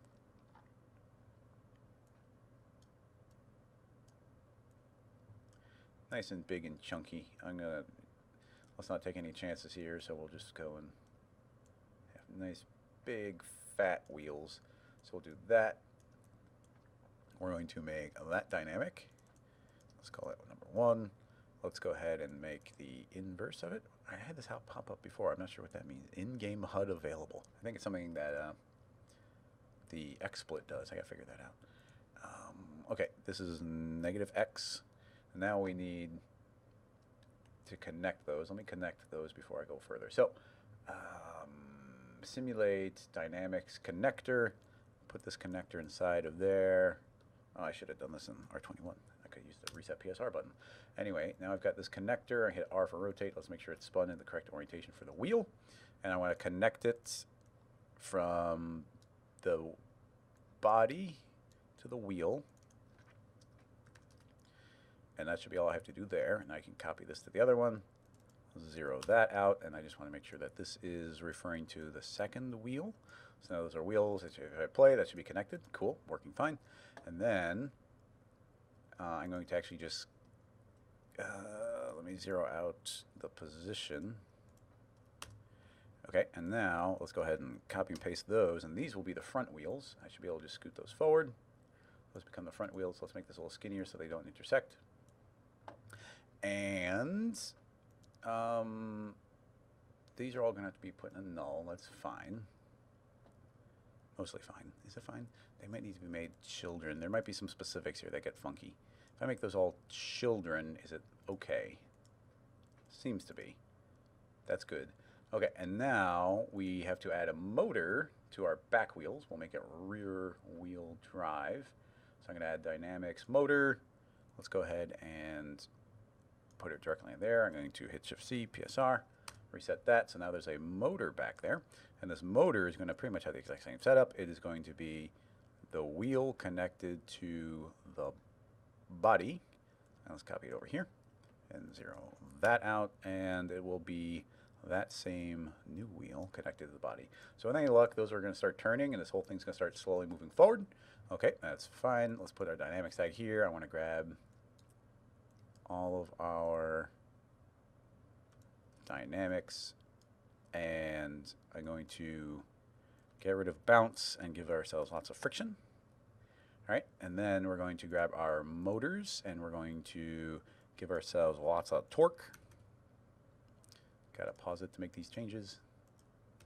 Tons and tons of torque, so these are going to be spinning kind of no matter what. You see lots of power on those spin. Okay, cool. So that's spinning.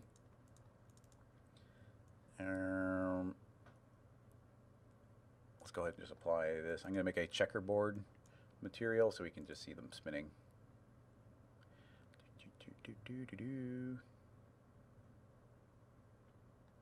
Boop. Should be all we need to do. Classic. And now we get those wheels spinning. You see them actually spin a little bit, but as the friction takes over, then it's going to then start going. Cool. So that's working fine. The front wheels are just along for the ride. So now if we add a Python tag. So now we have to add a scripting Python tag on the body.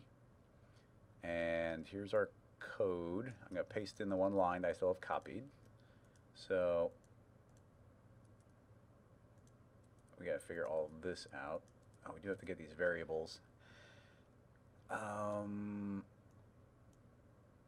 Okay, so here's my thought. If we add a user data, and then this is just going to be, I'm just going to say rot. So this is just rotation. So here's our rotation variable.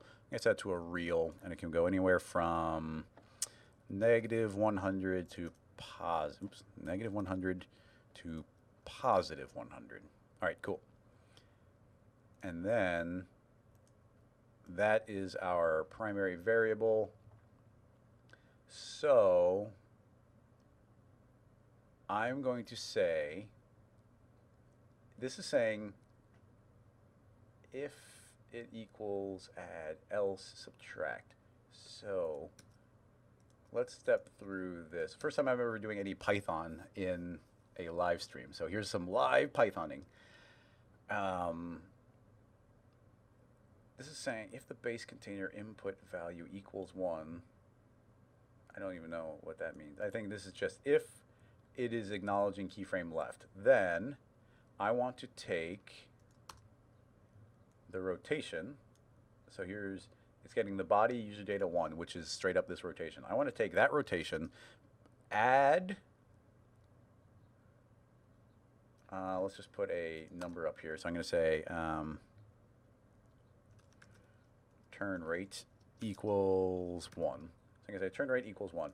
So if we are inputting key left, I want the user data 1 to add a turn rate. And that's cool. And then, does that make sense? No errors, cool. And now I'm going to say, copy it and paste, and we're pretty much going to do the same thing. I'm going to say if it is key right, which is this it, I'm going to say subtract turn rate. All right, cool. So add turn rate, subtract turn rate. Now we've got a turn rate variable. Oh, do I have to open Python editor, compile, execute? It says it's fine, but why is Python yelling here? Do I have to import the GUI?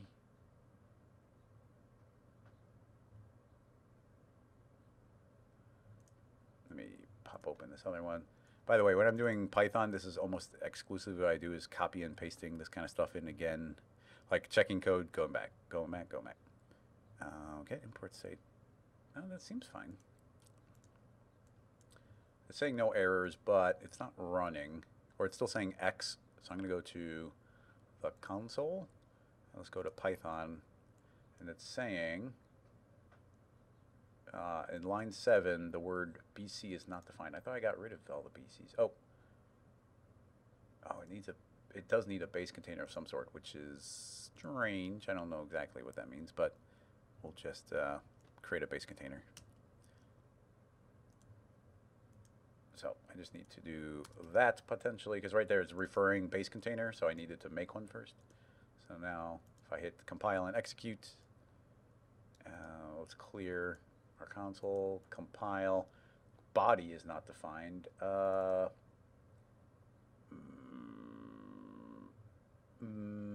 Where did I put the user data? It's here. I think, yeah, it's referring to that. I don't know how to get the current object. I'm too fuzzy on it. So I'm going to go back to, I'm going to go user data interface, copy the user data interface, go into the Python tag, paste it on there. So now that same parameter exists here as number 1. So this body 1, I always forget, so I'm going to delete it right away. And now instead of referencing the body, I'm just going to say op, which I think is the current thing that's being operated on. So if I execute on there, oh, op is not defined. Dang it. Live coding.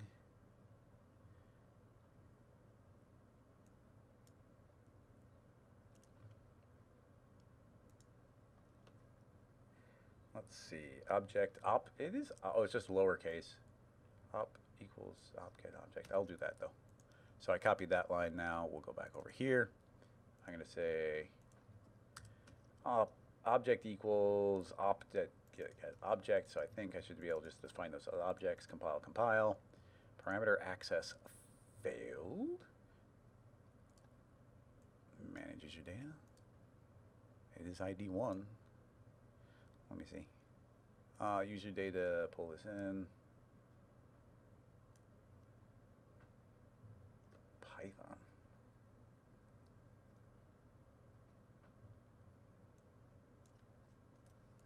Can't you say up?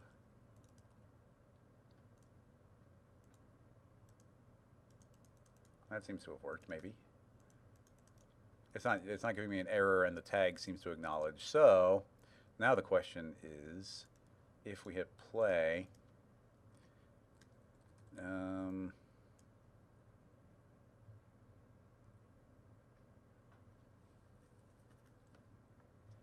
actually, I'm not defining this. I don't even know why this is saying there's no error, because there is an error. This is supposed to be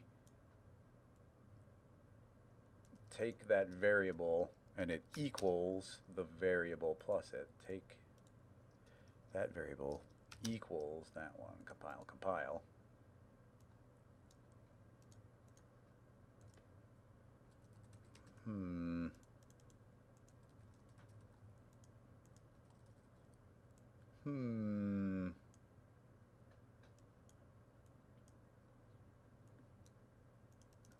execute.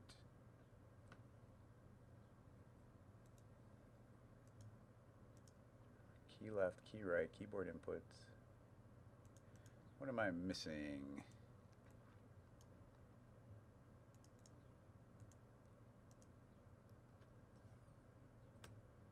Yeah, it's not acknowledging. And I'm not sure. I'm not entirely sure what I'm missing, because it's not giving me an error. And it's seemingly working.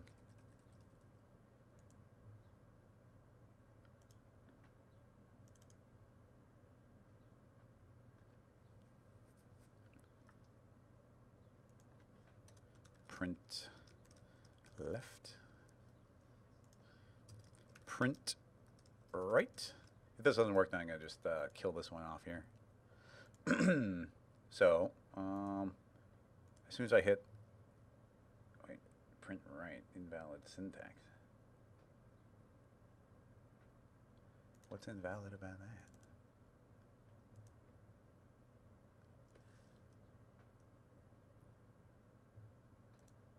I'm too fuzzy on my code.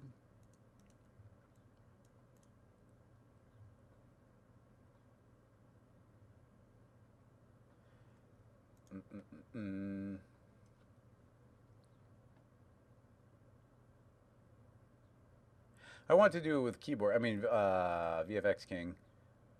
Like, yeah, you could do this without doing any code, where you just grab an object and you drag it, which is a viable thing.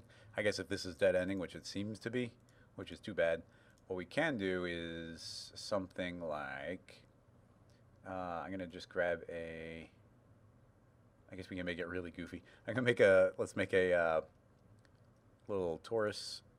Let's zero this out on X. Grab our torus, T for scale. I'm going to move it forward and up right there. So there's our steering wheel. And let's make it red. All right.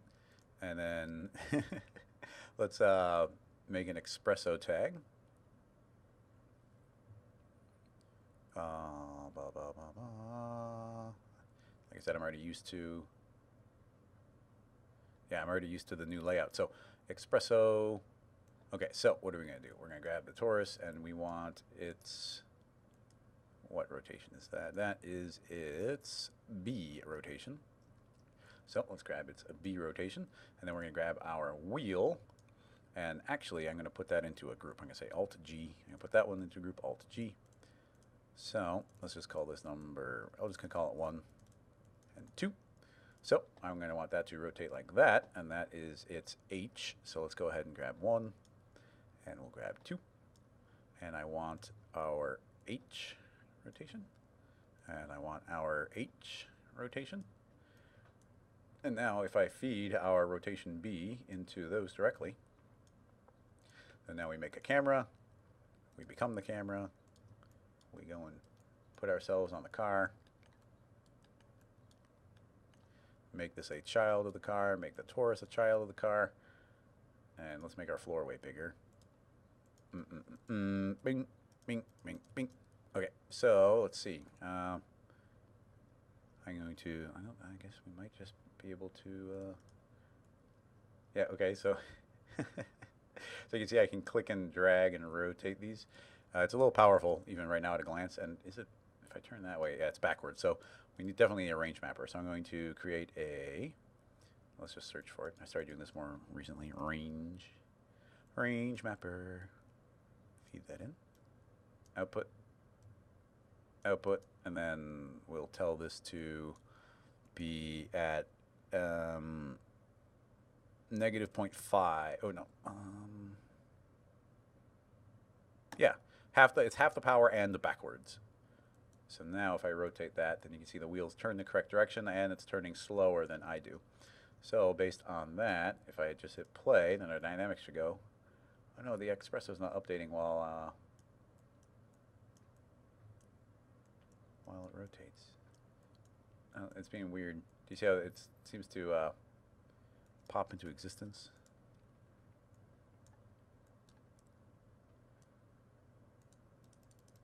Why is it,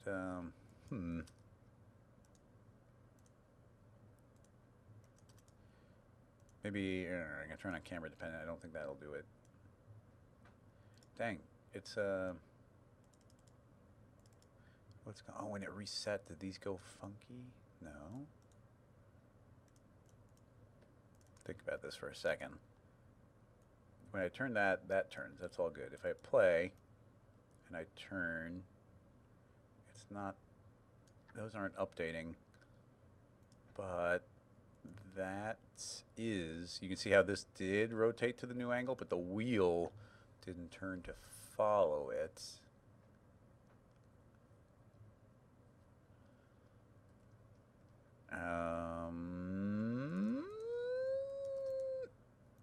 I'm not sure. I'm going to pull these connectors out. I don't want to make those changes while it's rotated. I thought I zeroed that out. Oh, back to 0. 0. Pull the rotations out. Oh, dang. Yeah, it's the Xpresso's not, or there's something about the dynamics. You can see that my axis has rotated correctly, but the dynamics is still plowing forward as if that didn't rotate.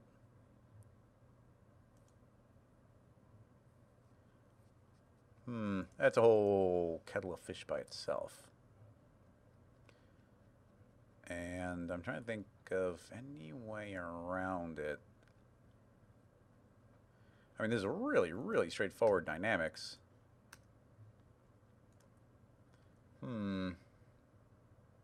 No, it's not colliding. Like, we're way away. These should be instantly going to rotate and match, but they're not. I've dealt with this kind of stuff before. I'm just not immediately thinking of the solution here. I mean, it should be calculating. It should be updating. And it could be as simple as, like, we've got the wrong initial calculation. I doubt that, but it could be a thing. Yeah, that's not the one. Or maybe it needs to calculate after the dynamics, or a million other potential things. But like, as we spin this, our axis is rotating, but the others are not, and we should see motion from it even if they were colliding. So when I go back to time of 0, it updates, but it's not updating any other time. Nothing should be restricting it. There's not going to be any errors as far as that's concerned. These are just from the code I deleted.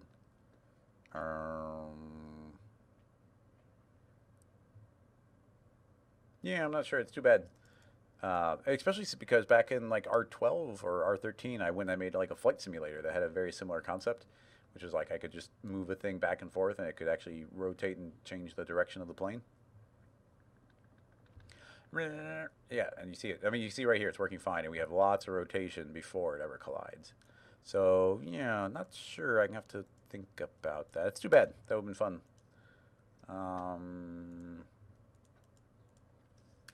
I thought it would work. and I just named that wrong.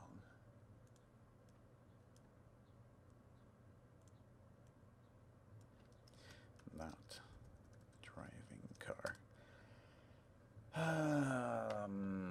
Bugging me a bit because that should work. I mean, maybe it just doesn't like nulls, but you can't rotate that directly because its rotation is going to be constantly shifting. The last thing I'll try, which I don't think will work, but we can just put that directly on the wheels.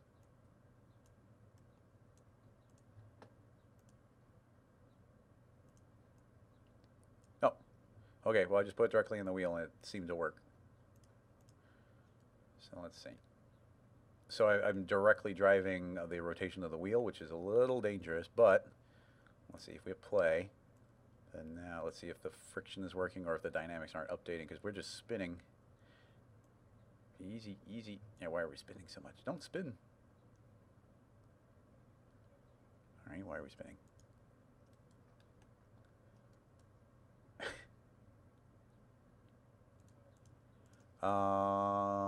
Let's make everything heavier, especially these back wheels.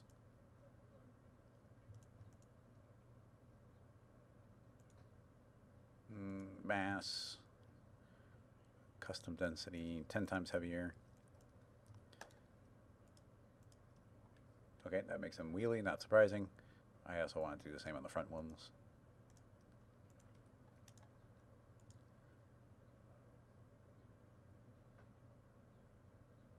I mean, it seems fine.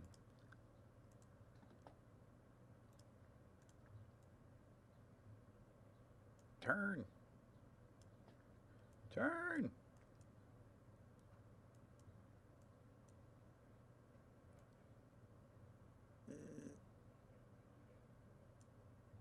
Yeah, these front wheels don't seem to be having any effect.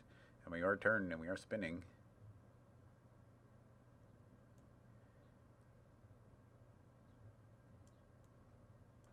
Which are the ones with a motor? Yeah, these are the front ones, although they just keep spinning. So I'm not entirely confident.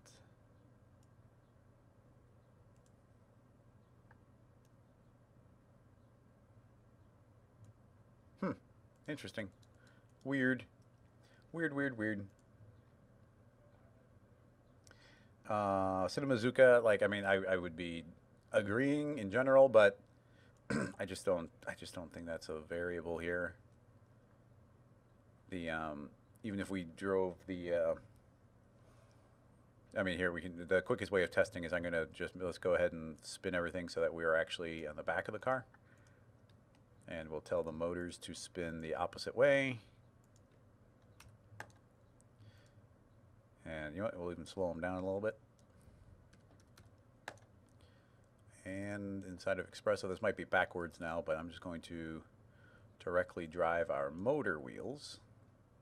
So there we go. Now we're driving. Now we are steering those wheels. So yeah, we're backwards. But if I turn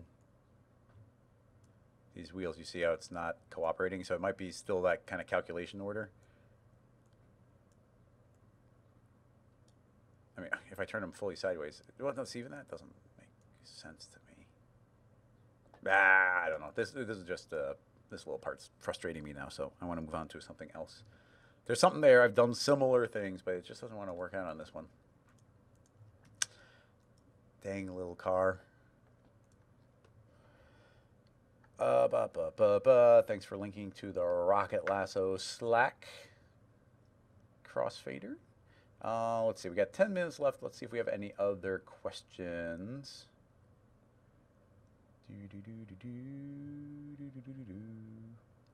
Lots of people chatting. I'm not sure what is a question for me.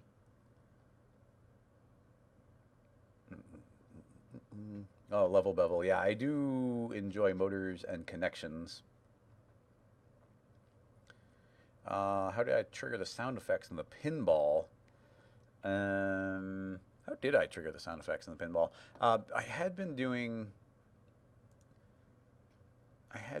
it sounds if this sound cycle flipper sound object true. That seems, I'm using a lot of code here because it runs quicker than Xpesso does, and I was really trying to fight the frame rates here. I think it's all Xpesso. And I put all the sound effects in like the master game. Oh, here, there's a sound. Okay, check this out. Here is the sound effects of this game. So there's definitely a lot of meticulous work to make this kind of thing happen. So I have code that's essentially what's happening is it's turning on a checkbox. And here's the time. The time starts. Oh, man, what a setup. I got to be going and relearning this and playing it again. Doing it again. But every one of these is a sound effect. So this is a sound effect. And it's the code is just telling it a particular time to start. And it's taking the current time and it's importing a new time. And then it has to run through it. And then based on that, it gets applied. And then the sound here is this just a sound node? Yeah, so everything is just a sound node. So the way I'm doing that is in Xpesso, you can go to General and make a sound node. And in the sound node, you can just feed in like an MP3 or some wave form or some sound effect. And then there's just a play. So if you put in a condition, if you hit a checkbox and says, if this checkbox suddenly becomes true, then that sound effect will play. And so I'm creating those conditions to be met depending on if certain dynamic objects collide. And then it's all feeding into this one master sound system, which is every single individual sound effect, and it's being told like how long it's allowed to play before it can re-loop, because you can't, dynamics might collide, and I don't want the sound happening again and again and again, layering on top. So that's where all of these are, every time you see this kind of combo of two green ones, that is another sound effect. But certain things seem to be playing, oh yeah, so, but even this one is the 6 different timers with 6 different sound effects that can play depending on as the timers are hit. So yeah, it's really straightforward. It's just taking that concept and copying and pasting it again and again and again and again. Yeah, there's so many crazy things. This system right here is the reset ball. If the ball somehow got stuck somewhere, it starts doing a countdown timer for some length of time. I don't even know what it is. Maybe it's even hard coded, and it starts a timer, and if the ball doesn't move within a certain amount of time, it'll automatically trigger a big reset. So the ball, if it gets stuck somewhere, it'll give you a free ball back again. Like just system after system layered up. There's all these winning conditions in it. It's really fun because there's all these. If you get the ball up here, you can trap the ball into these 3 sections. So you can get the ball trapped in there, or there, and then that's how you trigger a multi-ball. And the way you trigger the multi-ball is to knock down all these blue tabs. So if you hit this blue one, it'll descend. So you get that one, that one, that one, that one, and that one. And then you'll trigger your multi-ball, and all those will release. But in addition to that, you want to light up all 5 of these colors, which you do those by succeeding at going through the ramp. So if you go all the way through, you hit a trigger here, and it'll light up the different ones. And once those are all lit up, then it triggers a section where this Cinema 4D character, the figure, pops up. And then you have to be hitting it with a ball. Let's see if I can get that running. Yeah. How do I make those light up? There's probably like a master game control here. High score, blocker, ragdoll,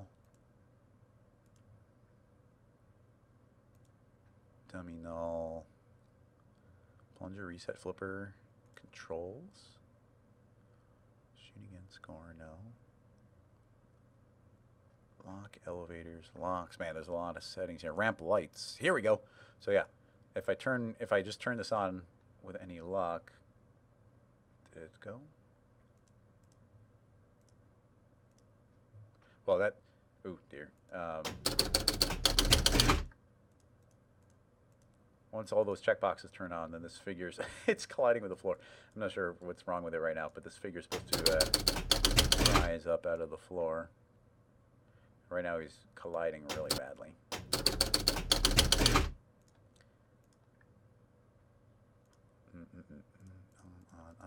On. Nope, he keeps breaking. It's too bad because that little figure pops up out of the floor and he tilts back and forth, and every time you hit it, you're getting more and more points. It's really cool. I thoroughly enjoy it. But I'm going to be updating it and making it a new version for this year. I got to make new graphics, maybe tweak the ramps around. Same core concept will be there, just make it work a little smoother and whatnot. It's really fun. An episode where it's all about, did you know you could do this with Xpesso? Philip, it does not have a nudge. Essentially, we didn't have a sensor for that.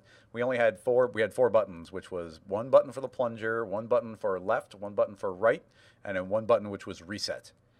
And we didn't have any, we need some sort of sensor inside of the pinball machine that I built, the physical arcade cabinet, that could detect some sort of movement. And because my computer is inside of the machine, like this machine that I'm streaming off of, this is the machine that drives the pinball machine. I don't want people smacking the machine around. So no, there definitely was not one. But all the code and everything is pretty straightforward. Footprint timer, yeah, even a lot of this stuff, like all this is just sound effects. This is if you hit the flipper, it's triggering the different sound effects. And even this is, it's so crazy because I found like 4 different flipper sound effects. So this is just cycling through the different sound effects to get triggered so that it's not constantly playing the exact same clicking sound. So yeah, a lot of effort in that kind of thing.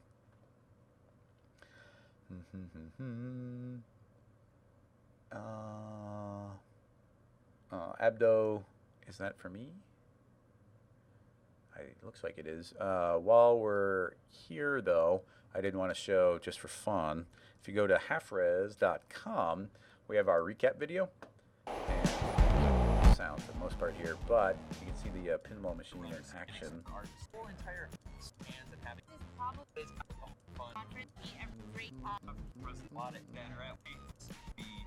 There it is. So look, here's this is a big, I built this physical cabinet and this big TV, and my computer's inside there, and you hit the buttons, and yeah, it drives the entire thing. So you're actually playing this inside of, this is Cinema 4D running live, and you just push buttons and it makes everything else go. And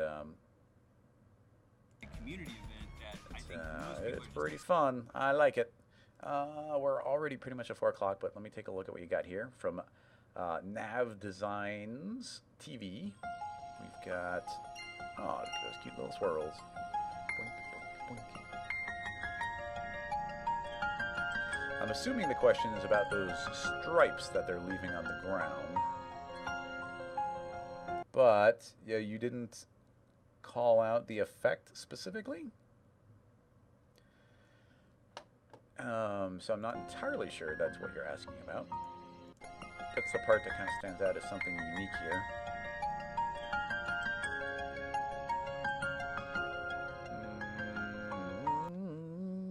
Yep, that is indeed what you're asking about. If you're doing it in 3D, I mean, I'm trying to think of like some more complicated versions of the rigs that I would do. But honestly, like you probably do something pretty simple. Here's my thought. If we make a floor, and I'm going to make a sphere, and we'll make both of them. Let's go into R21. Why not? R21, come out and play.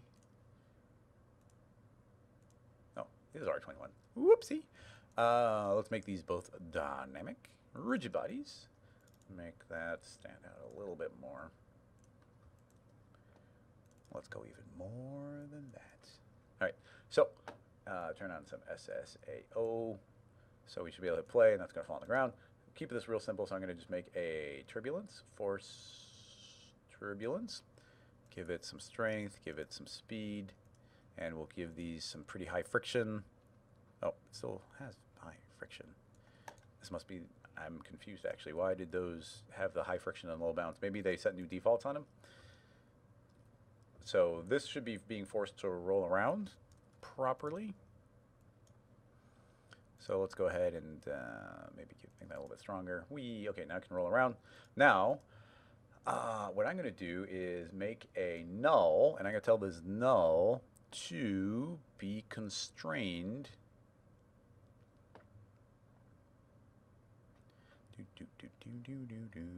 I think it's under rigging tags now. Constraint. I'm going to turn on PSR, and I want it to be matching the PSR of the sphere, but I'm going to turn off the rotation, only keep position, and I'm going to go to constraint, and I'm going to say don't worry about Y. So now I'm going to put this null down at 0. So now it should be matching the X and Z position of that sphere, perfectly matching it, but it's not moving up and down itself. So what that means is I can go ahead and trace this object. Let's go ahead and put a tracer. And I don't know what it is, but suddenly I do successfully remember to put it from end. And then it does that. It is properly tracing there. So now we can get this constant tail chasing it from the ground position. And let's make that a little longer, 55. And honestly, I would just make a, I guess you could do a hair, but I don't see any reason not to just sweep it. So let's just sweep it. I'm going to make a rectangle, make it editable. Select those 2 points, delete them, select the other 2 points, 0 out the Y position, pause it, 0 out the Y position. Let's not close it. Create a sweep. Sweep tracer, put those in. It's going to be really fat to start out with, but let's see what we get. There we go, nice fat tail there. And this should be kind of chasing that around. And then we apply, oh, and I guess even that, let's move this just a hair above ground level. So I'm going to go actually set that up to 1. So all that is slightly above the ground. And now let's make a gradient. And we'll turn on transparency and put in a gradient and make it a fun color. And we'll fade that out to black maybe. Or is it white? White is transparent. What am I doing? Fades out to white.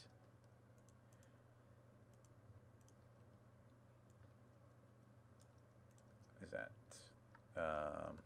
Looks like they turned off default. No, it is there. Gradients backwards. And it gets real pinchy there, so let's see if we can do something about that. Oh, gradient should be on V. There we go, nice, and nice. You get that nice gradient going. If you want to, you could probably turn on luminance, and that's going to be a luminant thing. Give it a little bit of color. There you go, it's nice. Now, I don't want these well, how do you stop it from pinching? Oh, you could round this out or make them not trace so often.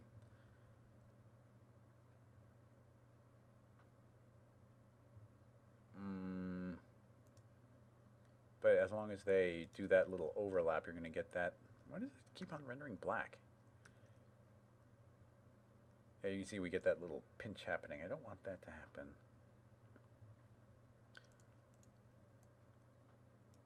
Let me think. Is there any way to stop that from happening? We have less subdivisions, but then you're going to see kind of a pop as they travel. We'd have the sphere here not curve as quickly, but that seems like a poor solution.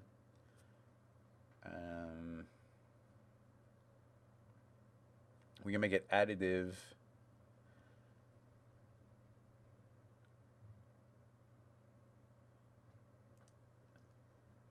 I mean, you can make it, what I would like to do is make it like a hair, a material. I don't know if that would work, but if I made a hair material, and we apply that directly to the tracer, then we can get this hairline, and now we can make it real thick. And the question comes in, can we make it a line flat with the ground? Because now we get this fatter line. Let's go fatter still. There we go, nice big fat line. Now this is, I think, going to be based on the camera. I'm going to go ahead and give it no shadow, no self-shadowing, but I want no roughness. I thought one of these was self-illumination. Self-shadow, roughness, diffuse. That's fine. Color. Oh, and then the specular can be messing that up. So let's go and turn on transparency. We'll have it fade out along. It's so weird that that pops up a number. Fade out as it goes. Ooh, it faded out entirely. What? Wait a minute. Why would that happen? Didn't it just render a moment ago? I'm going to undo a few times. Yeah. So if I turn on specular, it's still there. That's fine. And then if I go to illumination, well, that's fine. I turn on transparency, it disappears. So let's see, set that to 100, invert the knot, still disappeared. All right, transparency, go ahead and be weird. Anyway, what I want to see is if we can stop this from passing through the ground. Arm, assignment, flatten. Honestly, I don't think there's a way to do that. Not with hair. And then I don't even know if there's a way to do that with...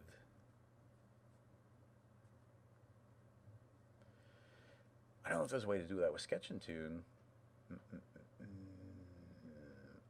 Because the material just kind of is the material. If it passes through the floor...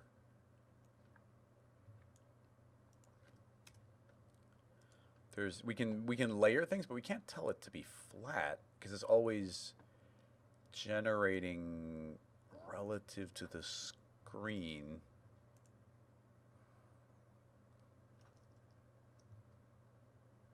Yeah, it's on the ground. If I make that really thick, it's going to half pass through the ground. You can see right there, boom, cutting off half of it. And there's no way to trick it in the thing it's laying flat on the ground. Well, dang it. That's 3 different methods, and all 3 are being a pain in the butt. Like, having it just roll around like this is really straightforward, and it's nice and clean. And, I mean, there's potential ways we could round it out. We could go ahead and give this intermediate points, uniform. That's way too many, but even something I've been enjoying doing lately is doing something like creating a matrix object. And telling the matrix to clone into an object. The object is the tracer, and now we're going to get these dots going. And then I'm going to make another tracer, and this tracer is going to connect those matrix dots. I'm going to say connect. I don't remember if it's connect all elements or connect all objects. There we go. I might have to offset that, but the point being is like now we're doing these direct connections in between, so they always exist. And then we go to that new tracer object and we set it to something like a B-spline, and we give it some intermediate points, and now those become very smooth, and that tracer is the tracer being traced. And it should make those a lot smoother. Natural. I mean, I would think they make them smoother. Honestly, they seem a little harsher.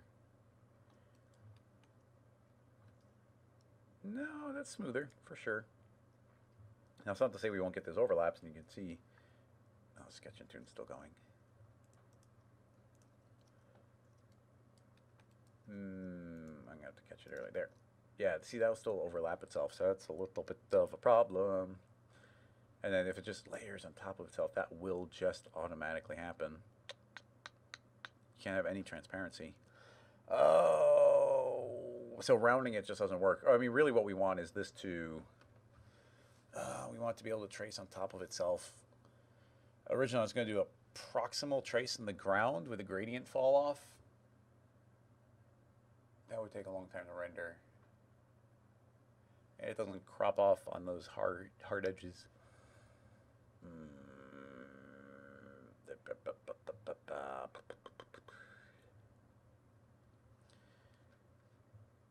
Sorry, I'm thinking faster than I can speak. We're using a transparent material, and transparent material is going to fight itself when it overlaps.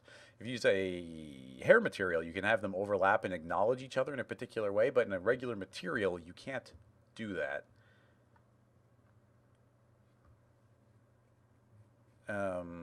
We could double trace the object and loft between them. I don't think that solves any problems.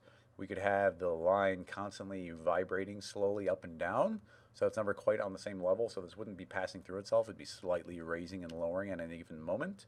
That would make the problem a little bit safer, but not entirely.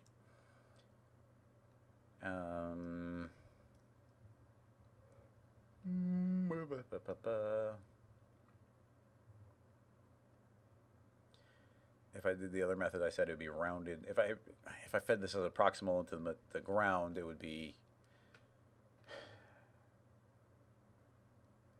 rounded on the edge here, which is definitely not what's happening in the original. Honestly, I'm kind of stumped.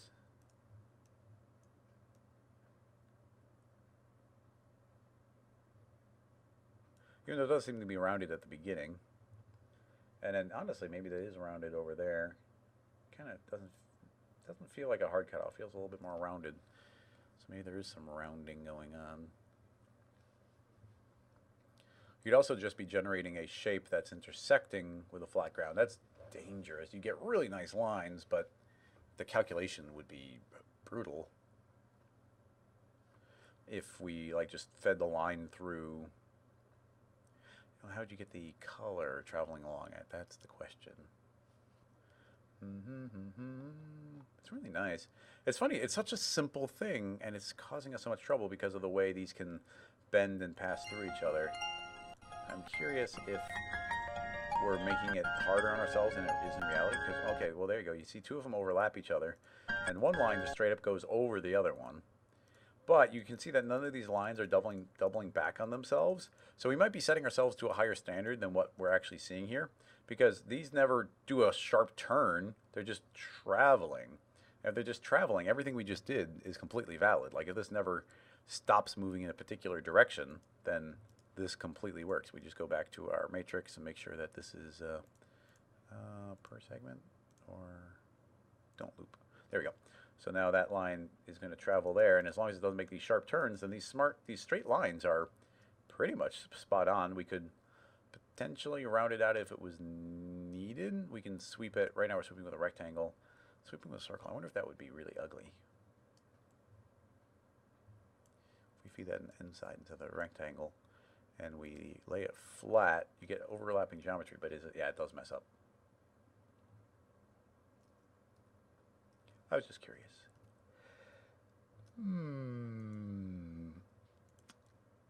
Yeah, Abdo, there's a very good chance he made it in post, but it's such a kind of simple question. It's such a simple concept that's like, oh, we should be able to do that in Cinema easy. And now I'm kind of fascinated because it's such a tricky little thing. It's so simple that there's got to be a way. Because another thought I was having was, hey, but that doesn't stop it from twisting. It could still overlap itself.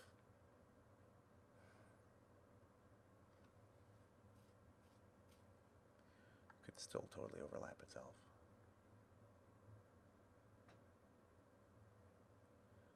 We should be able to do that, though. There's got to be a way. An elegant way. Like I said, there's some brute force methods that are coming to mind. But I don't like those brute force methods.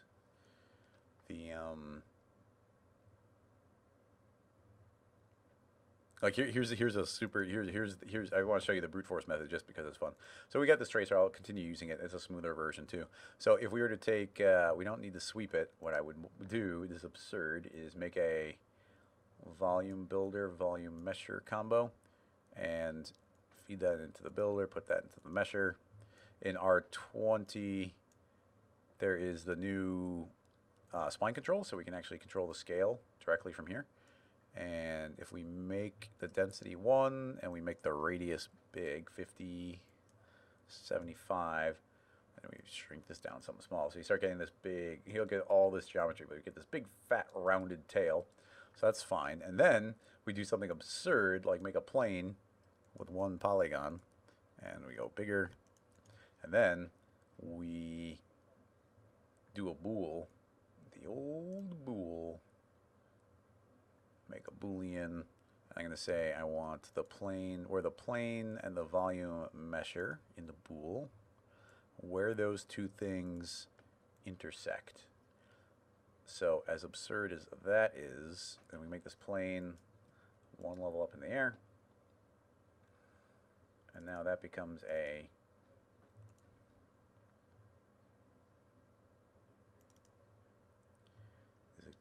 I might have really ticked it off. It's hard to tell. Yeah, so you can see now I've got this, and already the bool is causing trouble. I'm going to say create single object, create Phong breaks, hide new edges on by default now. That seems to be having a little trouble. And I'm going to go to the volume measure. Let's put adaptive way up. Okay, well, you see I'm lowering the poly count. But yeah, those are messing up. But you can see that now I've got it's not clean, because if we hit play, it's going to go really slow. But this is now a perfect flat piece of geometry, except for when it's deciding to pinch. But now that is just laying on the ground, and because that is a volume measure, it can't pass over itself. Even if it does, it's just going to blob into a single shape. So that part of it is kind of cool. But you know, this is an absurd. That's an absurd process to be generating like all of this geometry, like all of that just to get that blob. Like that can't be the best way to do that. And then just for vertex map, does it have to translate onto the object? We gotta make it editable.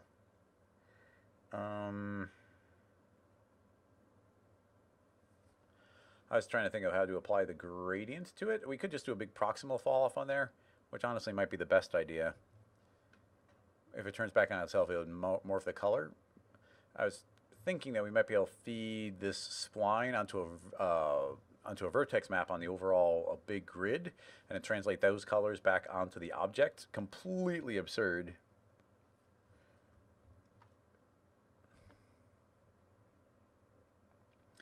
A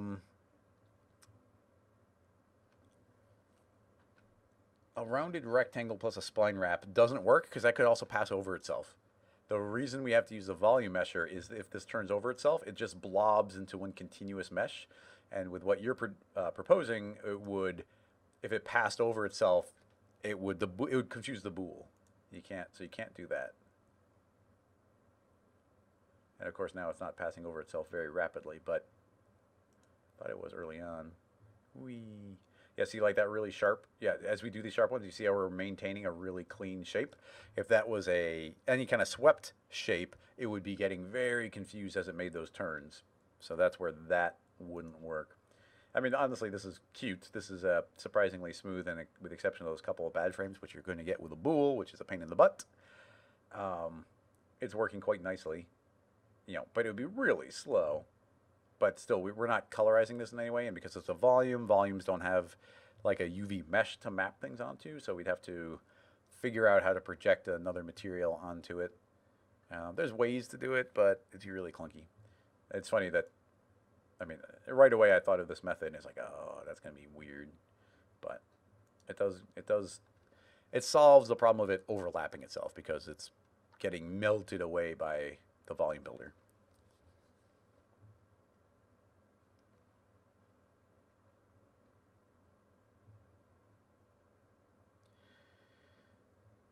Cinemazuka, couldn't I go back to the sweep attempt and just change the way the materials are projected? I mean, if you do a flat projection down, you're going to lose.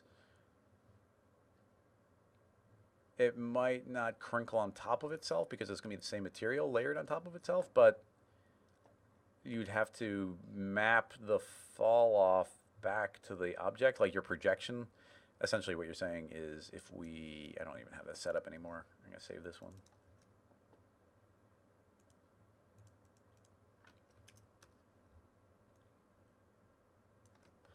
Bad trails. There's a bad trail, Ripley. A bad trail. If we go back to our rectangle, what you're saying is if we were to do this, if we change our projection from that to something like a flat projection, and we project our material from the top down, T for scale, scale up. Even with, in theory, even with it like doing this bad overlap here, if I render, that should look okay. You see how it's like smoothly going? And yes, it's true, that is smoothly projecting, but it's not gonna follow the layout. It's not following the trail per se. So this would have to be mapped onto our sphere, like be chasing, this point would have to be like chasing the sphere around and constantly kind of looking backwards. But then when the sphere changes direction, this entire thing would whip around. Nothing is mapping it along the spline if we do that.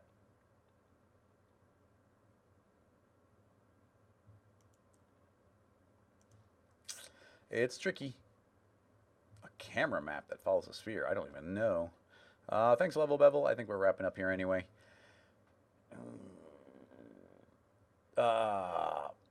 Pix rip. That is something I'd been thinking early on, was to do two of them and create the loft. So the idea being it would kind of generate a little tail and point a point there, and that would draw a path and draw a point, put a point here, and we'll trace that path, and then we can loft between them. I was thinking about that, but you still get the same crossover. When it twists, those two lines will pass over each other, and then you get the same problem. So it's a surprisingly challenging little thing.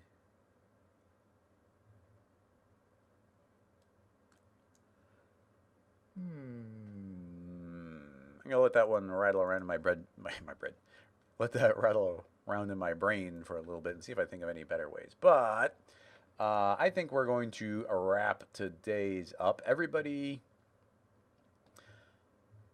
make sure you come next week. Next week will be the final episode of season 1, so that would be good. Darren, what's going on, man? Stick texture? Can you stick texture on that? Isn't this is constantly creating completely new geometry all the time? So I don't think there is such a thing as sticking a texture to it, because this tracer is new geometry every time, and Cinema cannot ever figure out sticking it. I am kind of curious about the idea. I don't think it'll work, but let's try it. So if I did project that there, T for scale, so that's approximately mapping correctly. But if I put a stick texture tag, I don't know where that'd be. That would be material tags, pin material. Oh, they changed it to pin material. Record. Yeah, you see it's just passing right through it. And that's because this tracer object is being considered a brand new object every refresh, so it can't like lock them to UVs because they're new UVs every refresh. It's a tricky one. If anybody thinks of a cool way of doing it, definitely bring it up in the Slack channel, because I would be very curious about how to do it. This is a seemingly simple problem, and Sketch and Tune won't work. Hair doesn't seem to want to work because of the projections. And then, you know, the one that's closest to what I'm imagining in my head is that freaking volume mesher builder one. And that is no way to do that for sure. So yeah, it's a interesting, weird question. But anyway, once again, thank you everybody for coming and hanging out, especially for supporting on Patreon. See, I didn't even make that animation, so I don't get to pop that up now. Let's see. Anything else to announce? Nope. If anybody's in Chicago, see you tonight at the meetup. If not, hopefully you're coming to Half-Res on September 18th. Go to halfres.com to get your ticket if you haven't already.